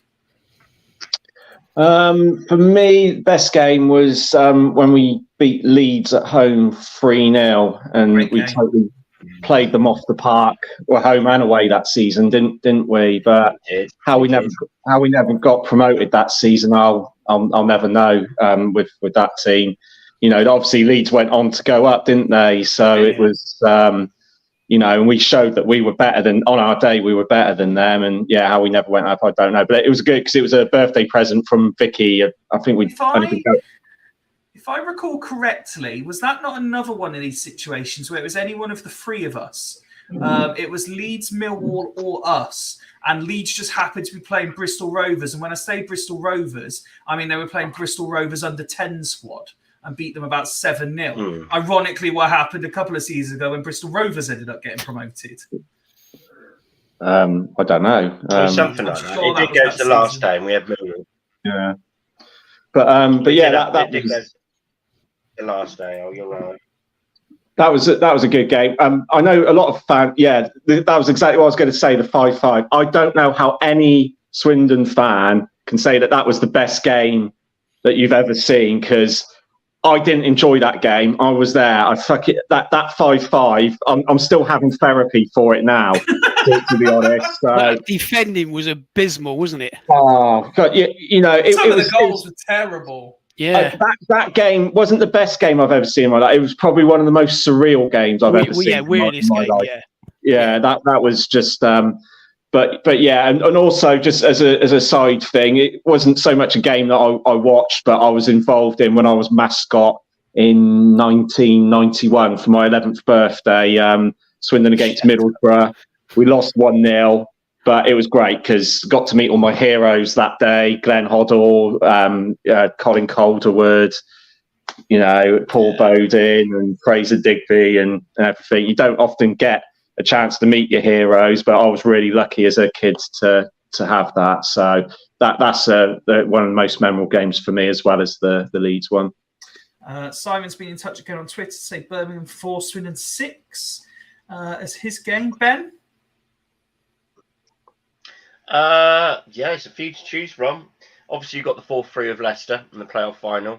That will be ingrained in my memory for the rest of my life. I love talking about that in the previous show. So there's that. Yeah, the 5-5 as well was the most nervous I've been because we just couldn't kill them off. And you thought we'd done it after Mbika scored the 5th, and then they scored 2 goals in the last 5 minutes, and there's 8 minutes injury time. The ball goes up, and we're dead on our feet, and they're chucking the kitchen sink out of us. You know, Craig's right about therapy. Honestly, I had hair at the start of the game, full head of hair.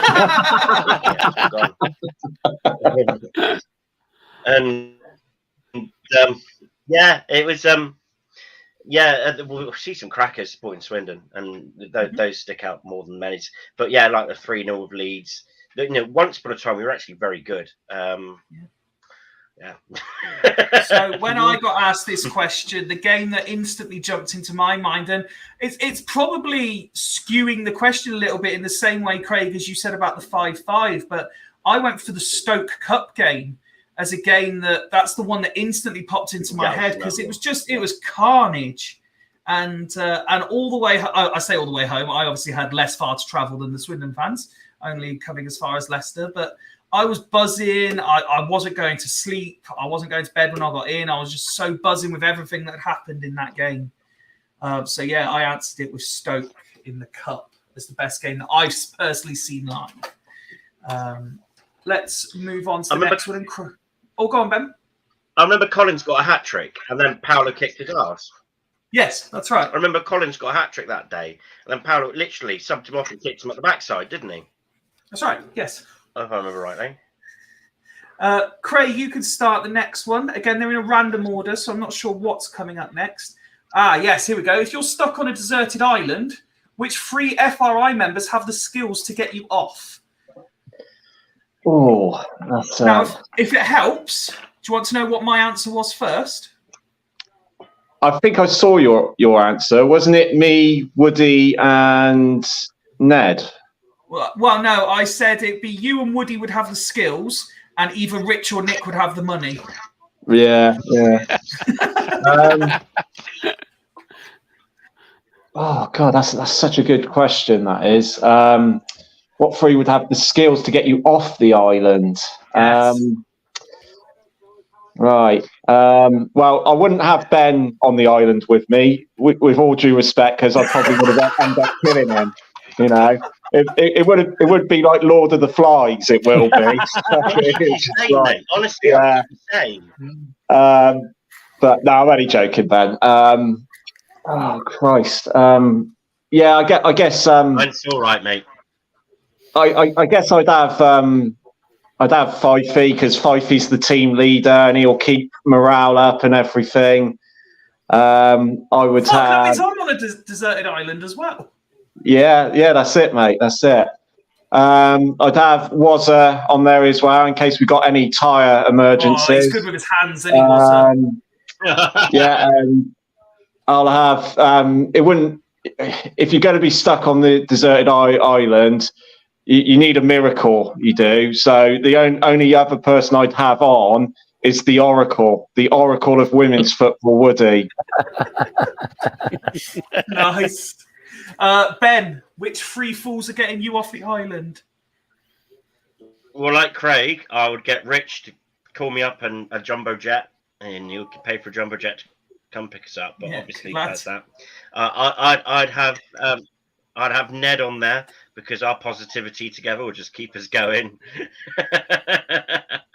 And I would probably have Warren as well, because you could make some sort of raft with his tires that he brings. So yes, we'll probably do that. They will probably be my 3. Oh, and Craig for his travel sense, so he knows about traveling. So he drives a train. You know which trains. Yeah. Rob's understood the assignment. If you were stuck with Ben, he would see the positives in possibly dying.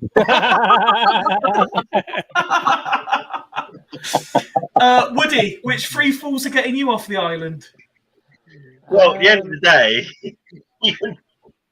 I would have said Wazza as well, probably. He's got a bit of a logical brain, and he. Wazza's getting some love here. Although I don't know how active he is with the old tyres, by the way. Yeah, I do believe he has got quite a logical brain. The only one person I wouldn't, and this is no disrespect, would be Nick, because Nick wouldn't give a shit about getting off the island.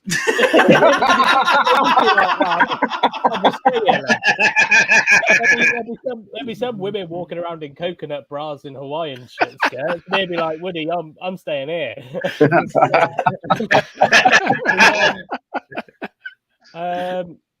It'd be like a shit version of Lost, wouldn't it? Well, there is one. I reckon I'm going to go against the grain and go. I think Ben, because I reckon Ben's got a bit of a scouts thing in him, and I reckon he'll know how to tie a raft together. And then probably you, Fyfie, because once we've all started losing our minds, you'd balance us all out again. So I know I've already given my 3, and Nick, you'll be waiting to give your 3. But just hearing you say about a left field choice, I actually think Kieran might be good on the deserted island, because he would, out of nowhere, he would just come up with some mad scheme that would work. Wow. So Kieran's got to be worth a shout. Nick, who's Kieran's good at. He's had experience of going to some random island, hasn't he? Yeah. You've just stole my thunder, actually, Fyfie, because I was going to say Kieran, because he's got the air miles. Yeah, he's definitely left field. I think you'd have a good crack with him. So he is underlying quite a funny guy, actually. Warren definitely, because even if it was deserted, he'd find somebody or something that he knows. Some fucker on that island would know him. And there's somehow somebody would turn up that knows him and that would get us off. And the other person I'd have, who I think is quite practical, if it needed it, could build us shelters and stuff, would be Big Joe. So I think Joe great would shout. be the man to have. Big practical. Joe would be the man in the super group. guy. Yeah, he would be So that would be my 3. Do you know what, Nick? I think you've probably got the best 3 there. Yeah, that would be good. Yeah. Nice. And I would be quite happy living on an island. My life is an island, so it's all good. Next question. Which game show would you fancy your chances at? Let's ask Craig first on this one. I've always wanted to do Hunted. I reckon I could. I reckon they must have sort of ground rules where you can only do certain things, because I would fucking disappear and I'd be gone for ages. I'd be boring. You're not allowed to leave. You're not allowed to leave the island, are you? Yeah, but Hunted. That's the one where you get the. But you're not allowed to hop over to France. You've got to stay in Britain. Oh right, yeah. Sorry, yeah. I'll just do that. They say, I miss my kids. I've got to make. They take a risk. You can go without me for 4 weeks. I wouldn't be fucking doing that. And there's no way. I'd be fucking gone for a month, and even the missus would be happy with that, as long as I come back with the 50 grand. You could just turn up. If you're gone for a month, that's fine. I'll keep the kids occupied. Just come back with the 50 grand. I'll be fucking. I would win that game easily, I reckon. Even with the cameraman that they're tracking in tow. Yeah. That's all right. I'll just hop around on the train network. They won't find me for shit. So. Yeah, I suggested that I'd be able to hop around the League Two fan network, anywhere between Stockport, Mansfield, Swindon, and Wimbledon. People be hiding me all around the country. Woody, what game show do you fancy having a crack at? Always fancied a crack at The Apprentice. Always thought I could do that. I think as the years have gone by, the show seems to have just recruited more stupid people. And I just the only thing that's stopping me is because I don't have a business plan of what I would want to do if I won Sugar's money. I'd rather it go on the early stage where you just won a job with Alan Sugar. But yeah, I think when I look at but then it's easy to say when you're not in front of the camera, innit? But it's but I think some of the tasks, and because I watch Apprentice religiously, I love it. But I just sit there and I just go, why aren't you just doing it this way? Why aren't you just doing it that way? And then lo and behold, Sugar himself is saying the exact same thing later on in the boardroom. So I'd quite fancy my chances. Well, you just said about how people do tasks, and I hope I'm not stealing anyone's thunder, but would anyone fancy their chances at Taskmaster? Yeah, that's a good program. Yeah. Okay. Nick, what game show would you pick? Well, similar to Hunted, but taking it up a notch, Race Across the World. Okay. And I don't know if you saw the last one when they went across Canada. I mean, that was just absolutely amazing. So, yeah, I'd probably going way back. I mean, too bloody old to do it now, but that would be good. Good experience. Me and Craig want to test ourselves against some of currently active law enforcement. You want to go sightseeing? Yeah, exactly. Yeah. That would be Ben, good. Game show are you opting for? I'd like to do Love Island, Fyfie. Nice. I knew there was going to be somebody. I'd like to do Love Island. It should be called. I'd like that. I think that'd be pretty good. They should do a middle-aged Love Island, Ben. That's what it should be. Yeah. No. I'll just do Love Island. Just sit there. Do you know what, Tim? Takeshi's Castle is a great shout. Would love a go at Takeshi's Castle. Takeshi's Castle is very good to be quite honest. We've had a suggestion, not really a game show, but what about Fools recreating Splash at Highworth Rec this summer? Would you guys be up for recreating some game shows and stuff? Get some if we could sort it out. If we could get one of them massive inflatables and do what's the what's it called?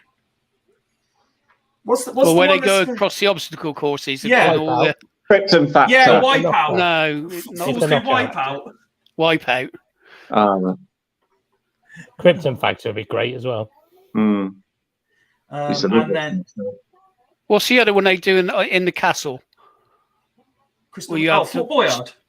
Yeah, that's good. Oh, there's the what's that new one that's quite good at the moment as well? When you've got to work out who's lying. The Traitors. Traitors. Oh, I never watched that. Traitors. That's quite good. That Traitors is good.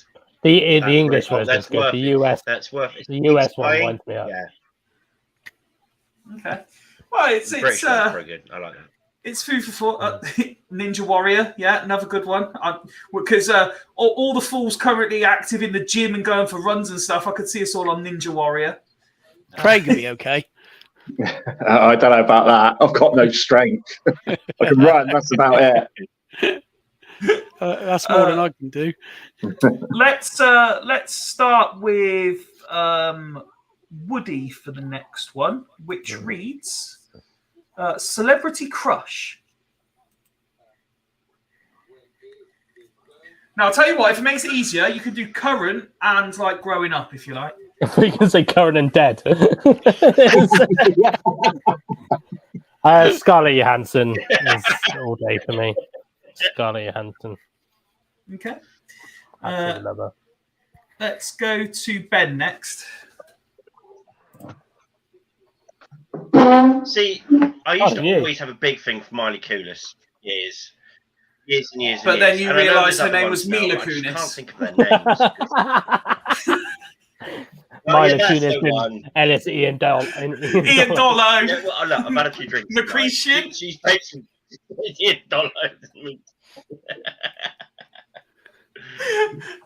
I'm Yeah, never, she I'm was never there, going to and not hear her obviously name there's- as Mila. Wow. Mila Kunis, nice shout, Ben. Yeah, but then you've got what's not? Yeah, Mila Kunis. I'm just gonna leave it there. Okay. Well, Nick, we know yours, don't we? It was referenced earlier in the show. Yeah, I've already said. Yeah, I'll stick with the lovely Gillian Anderson. Craig? Mine's Mila Kunis as well. I've always said Mila as well, Ben. I didn't know it was Mila, so yeah. Mila Kunis. Growing up as a kid, Mila's just yeah. Growing up as a kid, though, it was Alicia Silverstone. I used to have a poster of her on my bedroom wall. No idea who that is. Sorry, mate. Nor me. Clueless. Clueless. Never watched it. No. Oh, okay, Alicia fair enough. Silverstone. Yeah, I remember her. She was hot. Tim was just Alison Hannigan as well. throwing That's us another under one the that growing bus, up I used to quite by the like. way. Tim just throwing us all under the bus. Unbelievable. Not I going to argue with Tim there. I said growing up it was Melissa Joan Hart and Sabrina the Witch Years, and nowadays it'd be Rita Ora for me, as I've gone on record many times beforehand. Yes. We'll start with Ben for the next one. Just a couple more left, gents, and then you can go and enjoy the rest of your evenings. Favorite film? I've got a favourite director, and I have lots of favourite films depending on the mood. And that's Quentin Tarantino. I do love a Tarantino movie, and they vary depending on my favourites. You've got your Pulp Fictions and your Reservoir Dogs, which are your old classics. Dusk Till Dawn, I love. There's lots of stuff. Even, I'm going to say the name wrong. Diaglo? I can't remember the name right now. I've had a couple of drinks tonight, which is probably why I'm... Django, that's it. That's also quite good. But, I wasn't even close. It's a good job I can speak Ben, isn't it? But yeah, Tarantino. I love. He's my favorite director, so he does all my favorite movies. Okay, Craig. For me, it's a British film. It's a revenge thriller called Dead Man's Shoes. It's a Shane Meadows film. The guy who did This Is England, and it's got Paddy Considine in. Absolutely brilliant film. It's just the best of British filmmaking that you could possibly see, and it's brilliant. It's well worth seeing. The actors and everything. It's low budget. It's just I can't pick it up enough. If you haven't seen it, Dead Man's Shoes, absolutely brilliant film. Nick?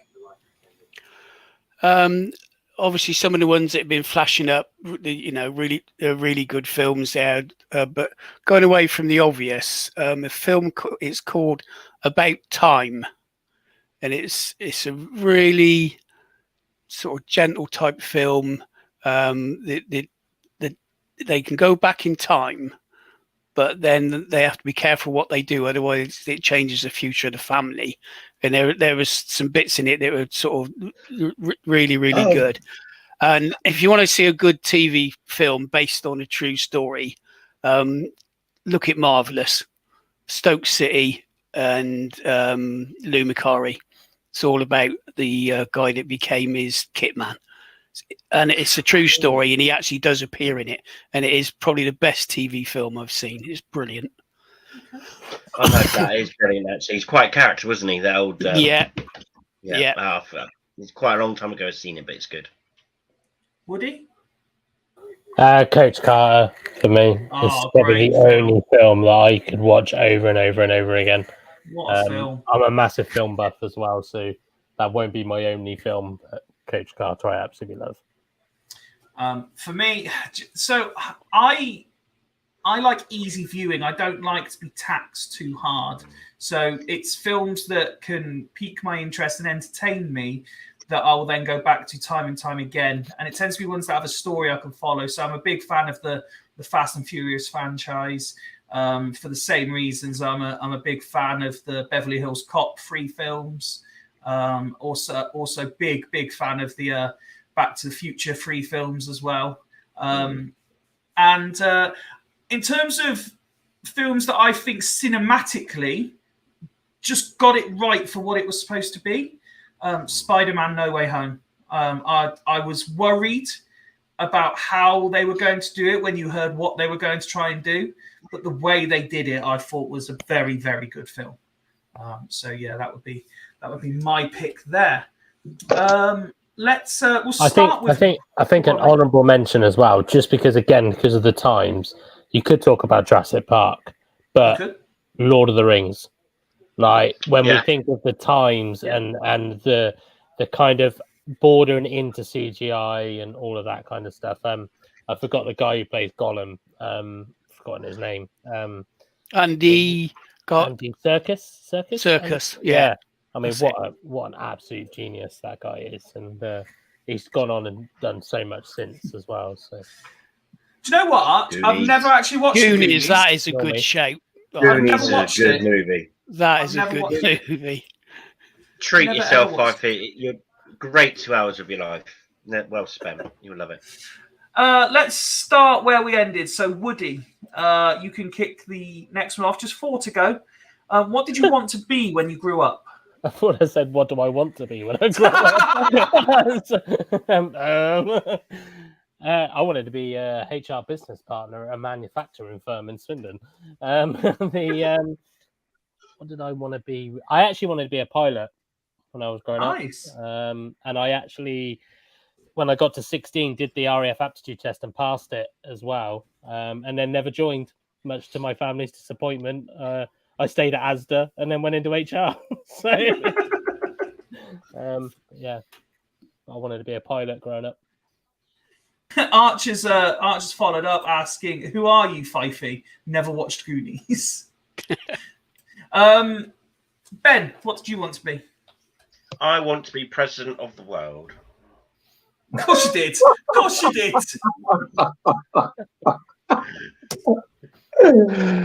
Oh, brilliant.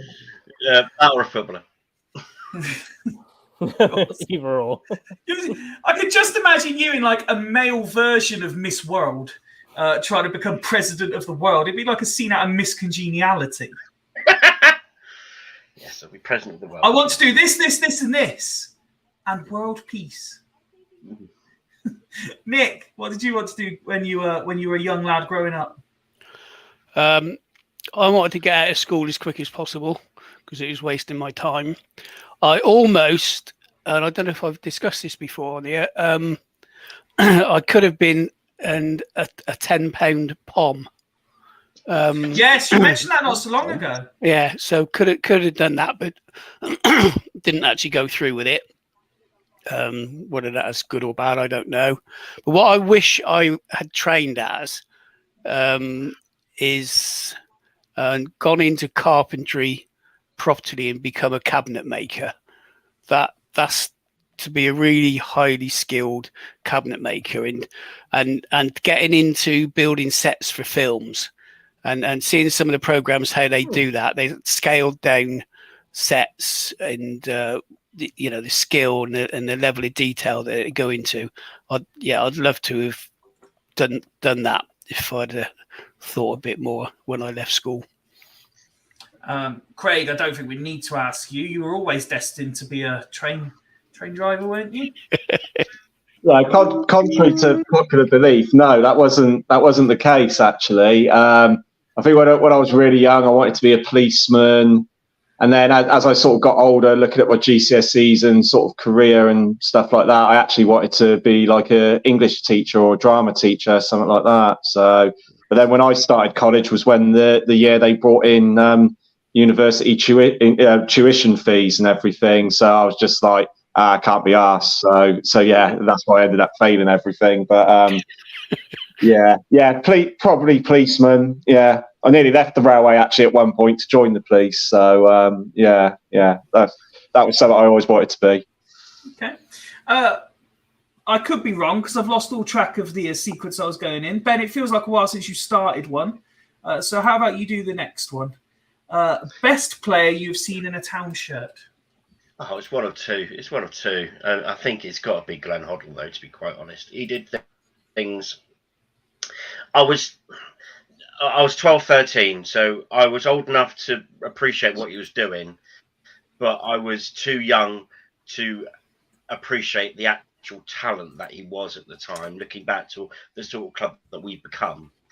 But I still remember unique little things that he did with the ball then. I think there was a goal against Tranmere in a 2-0 win where he carried the ball from the halfway line, or he took the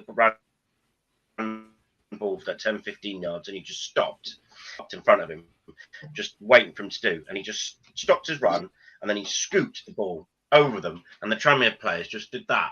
And they just watched the ball go over him. And Dave Mitchell on the overlap just nipped him behind them and went through. And Eric Nixon on goal took it round him and buried it to make it 2-0. And it's just like, wow, what Hoddle's vision to actually just spot that and just completely do over a championship defence like that. And his ability to pick a pass and just spread a ball. His left foot was absolutely amazing. So that sticks in my mind 30 years after it actually happened. So Glenn Hoddle. Nick? Oh, well, we know who Nick's going to say, don't we? Well, yeah, obviously It's going way back would be the Don. I was going to say he had everything, but he didn't, because he couldn't tackle, he couldn't head a ball, he couldn't fall over like modern day players, but he was just so skillful. But I modern day player, I'd agree with Ben, Glenn Hoddle. I mean, he was just a genius. And I don't know if you've seen it. I think it was his last goal he scored for Tottenham against Oxford. And he went through from his own half through two defenders sort of on the halfway line, left them for dead, put the goalkeeper on his ass and just stroked it in. If you haven't seen it, look that goal up because it's absolutely class. But yeah, for us, I went up to Tranmere in the playoff second leg semi. In the stuff he was doing on the pitch there, had Tranmere fans applauding him. He was that good. Yeah, Glenn was just different level. Would he? Unfortunately, I never saw Glenn Hoddle play in an STFC shirt. Anyway, so I'm the player that instantly jumped to my head, and I think it's just because the all-roundness he brings was Michael Doughty. Nice. I think Good player. I think he had so much about his game. The fact he loved the club, and I think one thing is how much of an actual team player he was as well. I mean, you watch when other players scored goals, he was the first one over celebrating. I just think that in recent times, he's probably one of the biggest idols. If he was still with us with us. You know what I mean? He's not dead. You know, if I said to Arlo, you know, go be like a player, you know, you wouldn't think he was a rich boy. You wouldn't think he was, you know, he was way too big for Swindon, way too good for Swindon, but he just loved his football, and I think that's what I really liked about him. Craig? Yeah, I can't go anything other than Glenn Hoddle, really. I think Ben and Nick have pretty much covered him. Even Hoddle at 50% is still our best player that I've ever seen in a Swindon shirt by far. It's just a shame he was playing in the wrong era, really. Could you imagine if he was playing now? You know, he'd be one of the best players in the world without a doubt. Yeah. So yeah, that's a testament to how good he was. It's very similar to what, if you sort of move Swindon aside, very similar to what people used to say about Veron when he came to the Premier League, wasn't it? That he was in the wrong era because he came with this big height, but he never quite hit the heights for Man United or Chelsea. But again, he was the sort of technician that in today's football would be much sought after. I obviously, my time with Town doesn't stretch as far back into the 90s and stuff, so mine's a more modern pick. And I believe I went for Matt Ritchie. The things he did, he was always destined to, you know, get up the leagues, play in the Premier League, international honours. He's arguably, as a footballer, the best I've seen at Swindon. But not only that, not only did he have the ability in the locker, but for the most part, he had the consistency as well, which was a big thing. So yeah, I believe I went for Matt Ritchie as the answer to that question. Where are we? 2 or 3 left, I think. Yeah, let's go with Nick to start this one off. Do you have any piercings? No, I don't. Have you ever had any piercings? No. I've got a few stitches. I've been stitched up a few times in reality and by people. No, just got one tattoo. That's it. Okay, Ben. I used to have one. Don't guess where it used to be. Please don't. No, that's right. It's my eyebrow. I had my eyebrow. I had a bar in my eyebrow when I was 20, and I thought it looked great. And then I took it. I was doing performing arts at the time. I had to take it out for a show, and then it healed up. So I never put it back. But yeah, I had a little bar in my eyebrow. Craig? No piercings. Never have, never will. Woody? I did in college. No, in school. My ear was pierced, but other than that, no. Yeah, I had my left ear pierced for about 6 months. I took it. I didn't like it anymore. Yeah, it's very firmly healed up now. Yeah, I've got an additional little story around piercings. Oh, go on. Is that football with my daughter? And the thing I hated her saying to me is, "Dad, can I tell you something?" And I go, "No," because if I know something that your mother doesn't know, and then your mother finds out, I get into trouble because I haven't told your mother because you've told me it. So it was like, "No, I don't want." Yeah, but can I tell you something? I go, "No, we're at football. Shut up. No, I don't want to know." She says, "I've had my nipple pierced." Oh, I didn't need to know that. You didn't have to tell me that. Yeah, thanks, mate. Thanks for sharing that with me. Bless her. Did her mum ever find out? Oh, yeah. And the worst thing in our family was the kids having tattoos. Di absolutely hates them. And they've all got tattoos. So, yeah, you wait to get yours done, mate. Well. Huh? Wait to get your next one done. Yeah. No, she's mellowed a bit now. That's the fact I'm a bit older anyway, so it's not like as soon as they were 18, that was it. They were off getting bloody tattoos. So yeah, it wasn't happy days. Well, Nick, while you're in story mode, we've reached penultimate question. You can start this one, and it is top 3 in League 2 next season. This is Ooh. at time of recording, because obviously we'll do a predictions episode closer to the Yeah. actual start. But right Okay. now, if I was to say top three, Top three, I would say Donny. This isn't in any particular order. Jills, as it pains me to say.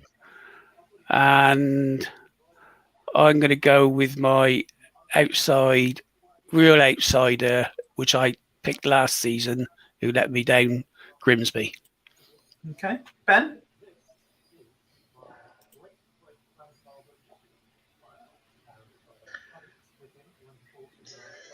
Third, Notts County. Always going places. Second, Gillingham. And top, Donny. okay, Woody, Donny, Gillingham, Bradford. Not necessarily in that order. Craig, Yeah, exactly what Ben just said. Oh, we've agreed on something. Whoa, steady. It's not Swindon related. Are you lottery tickets this week, people? Oh, Ben I is nearly threw pissed. Swindon in there just As it stands, though, that could change, obviously, depending on what signings get made. But yeah, currently the same. Yeah, same as Ben. I'm going to go.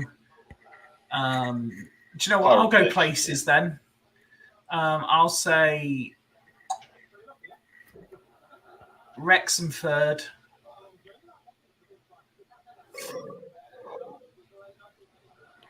Bradford second. And Stockport first. Final question. And Woody, I'll let you start it off. Final question for the evening. Favourite tipple, pint and spirit? Ooh. Well, a pint I nowadays. tell you one thing, it's not the 1993 fucking vodka. No. Vodka. Is it minging? Is it vile? Fyfie? Is it horrible? Stripper. Well, I've only had it neat. I haven't had it with anything. Because it's caramel. I went with Coke. It should be right. Yeah, pint would be. I'm actually gonna have to say mango cider. I've gone very fruity in my old age. Ooh. I do love a mango cider. I can't go past it. So that's not really a real pint, is it? But It's good enough for me, mate. It's good enough for me. Spirit. Well, I think I'm gonna have to still go with JD. JD and Diet Coke used to be my go-to, and it's the one that never disappoints. So JD. Okay. Ben? Pint. I love a Jack Daniels. Pint? All right, Neil Ruddock. Pint of wine. Yeah. No, I love Jack Daniels and Coke, and with Woody of that for the small drink. And pint wise, I've gone back on it recently, but I'm starting to get into my ciders again. So it would have to be a cider, but we are going like your typical on tap cider. I can't drink the flat shit. That's just horrible. That just tastes like ming. So yeah, it's just like your Stofords or your fruity ciders. Tonight I've been drinking. So you want to send me any more? Old Mount cider, pineapple and raspberry. That by the way is lush. I've had loads of these tonight. So we can tell. FRI. Good old Mount. I mean, if Old Mount wants to put in some sort of sponsorship deal with FRI, we wouldn't be against it. What about Old Mount? Yeah, by all means, and I'll cover the table at them, and I'll be drinking them as we go. So yeah, by all means. It'd be like you've got KSI in his prime, you've got Ben in his Old Mount. Yeah. Nick, I don't really drink beer or lagers, so if we're talking what I would drink in a pint glass, it's when I'm out and driving. Would be I've always known it as a Henry. I don't know if that's the thing in around Swindon. It certainly was in Cirencester. Orange and lemonade. And my daughter asked for one of those around Airway, and they thought she'd gone mad. What are you talking about? Got no idea what it was. But mine would be non-spirit. Would be obviously red wine, and spirit would be brandy. Oh, I do like a brandy. Yeah, nice. And, Yeah, brandy. Craig. Well, I used to be a cider drinker, and I mean proper cider, not the shit that Ben's drinking at the moment. But no, I've sort of gone back Not onto. that Craig would discourage a sponsorship deal with Old Mount either. No, of course not. No, I'm sort of back drinking the beer, as you guys know. When I send you my beer updates, when it's beer number 1, beer number 2, beer number 3, in the WhatsApp chat. They always look like the same beer. Yes, yeah. But one of them was that place I told you guys I went to in Reading, which was like a craft beer venue. They played music and everything, and very, very hipster. But luckily, because of my beard, I fitted right in. So, and it was like a half pint, 10%, but it went down like lemonade, and that's why they served it in half pints. But I can't remember what it was called. So for me, yeah, Moretti on draft is nice. It's really nice. Spirit used to be a Morgan's spiced rum drinker, but now since I did a gin tour in Edinburgh earlier on this year, really Did got you go into to Edinburgh? Yeah, did I not tell you that? Yes, Nick. I didn't know that. Sorry, that's an inside joke for you guys that don't know. On our highlight show. It's not inside. You've made it abundantly clear to everybody that you've been to Edinburgh. Yeah. So yeah, gin. Yeah, I like gin, which isn't this, by the way. So talking about gin and cider, I used to go down and see the Dyes Relations down in Somerset, and I had to buy some proper scrumpy cider for my old man because he drank that with gin in it. Oh, wow! Glass of scrumpy with gin. Oh, blimey. Yeah. Oh. that sounds mental. Well, I can't drink gin because every time when I used to go on either away days or all dayers with the old lot I used to watch football with, if you turned up late, you had to do 3 shots of gin. Or was it a minute? No, 1 shot of gin for every 5 minutes you were late. And like since then, I've just not been able to drink the stuff. I was late twice, and that's put me off gin for life. Well, as you guys know, I'm not You were really 2 hours late once, and you were fucked. Didn't even get in the cave. Yeah, you guys know I'm not a big drinker, but to answer the question, pint-wise, I would definitely go for a cider over beer and lager because it just doesn't sit well with me. It makes me feel very gassy and it hurts. So it would generally be a fruit cider of some sort. Generally the one that, because I don't really know what I'm doing in pubs and clubs and stuff, I just look for one that says dark fruits and say that'll do. Spirit wise, after like 2 or 3 of those pints, I will move swiftly on to vodka and whatever energy drink is available to keep me going for the whole night. So generally I'm a vodka Red Bull or a vodka Monster kind of guy. I don't I'll tell you what, although I'm not a lager drinker, I am quite enjoying, is it Madry at the moment? Oh yes, that's really a good shout. Yeah, I had it at, Madry. Yeah. Yeah, I had it at the Bet I races don't. when I went a few weeks ago, and it was just like I'd never really had it since, because I'm not a big lager drinker. But that's really nice. That, to be fair. I say I bet I don't. That's unless Madry want to offer a sponsorship. Well, keep trying, Fyfie. Keep trying. Keep trying. It used to be John Smith's as well for me all the time. Oh Christ, yeah, I used to drink that when I was younger. Yeah, $1.99 a pint in Wetherspoons. Wow. Well, this has been fun, guys. I hope you've enjoyed it. I hope everyone watching along. Thank you very much for engaging in the chat as well on Facebook and on YouTube, and for the few tweets we've had in as well. We'll be back at our usual time on Friday, where, and I say where, unless anything goes awry, we will be reacting to the fixture list. Don't forget as well, while I remember, OSC have got their special show on Thursday where they're reacting to the fixture announcement. But yeah, we'll react to the fixtures.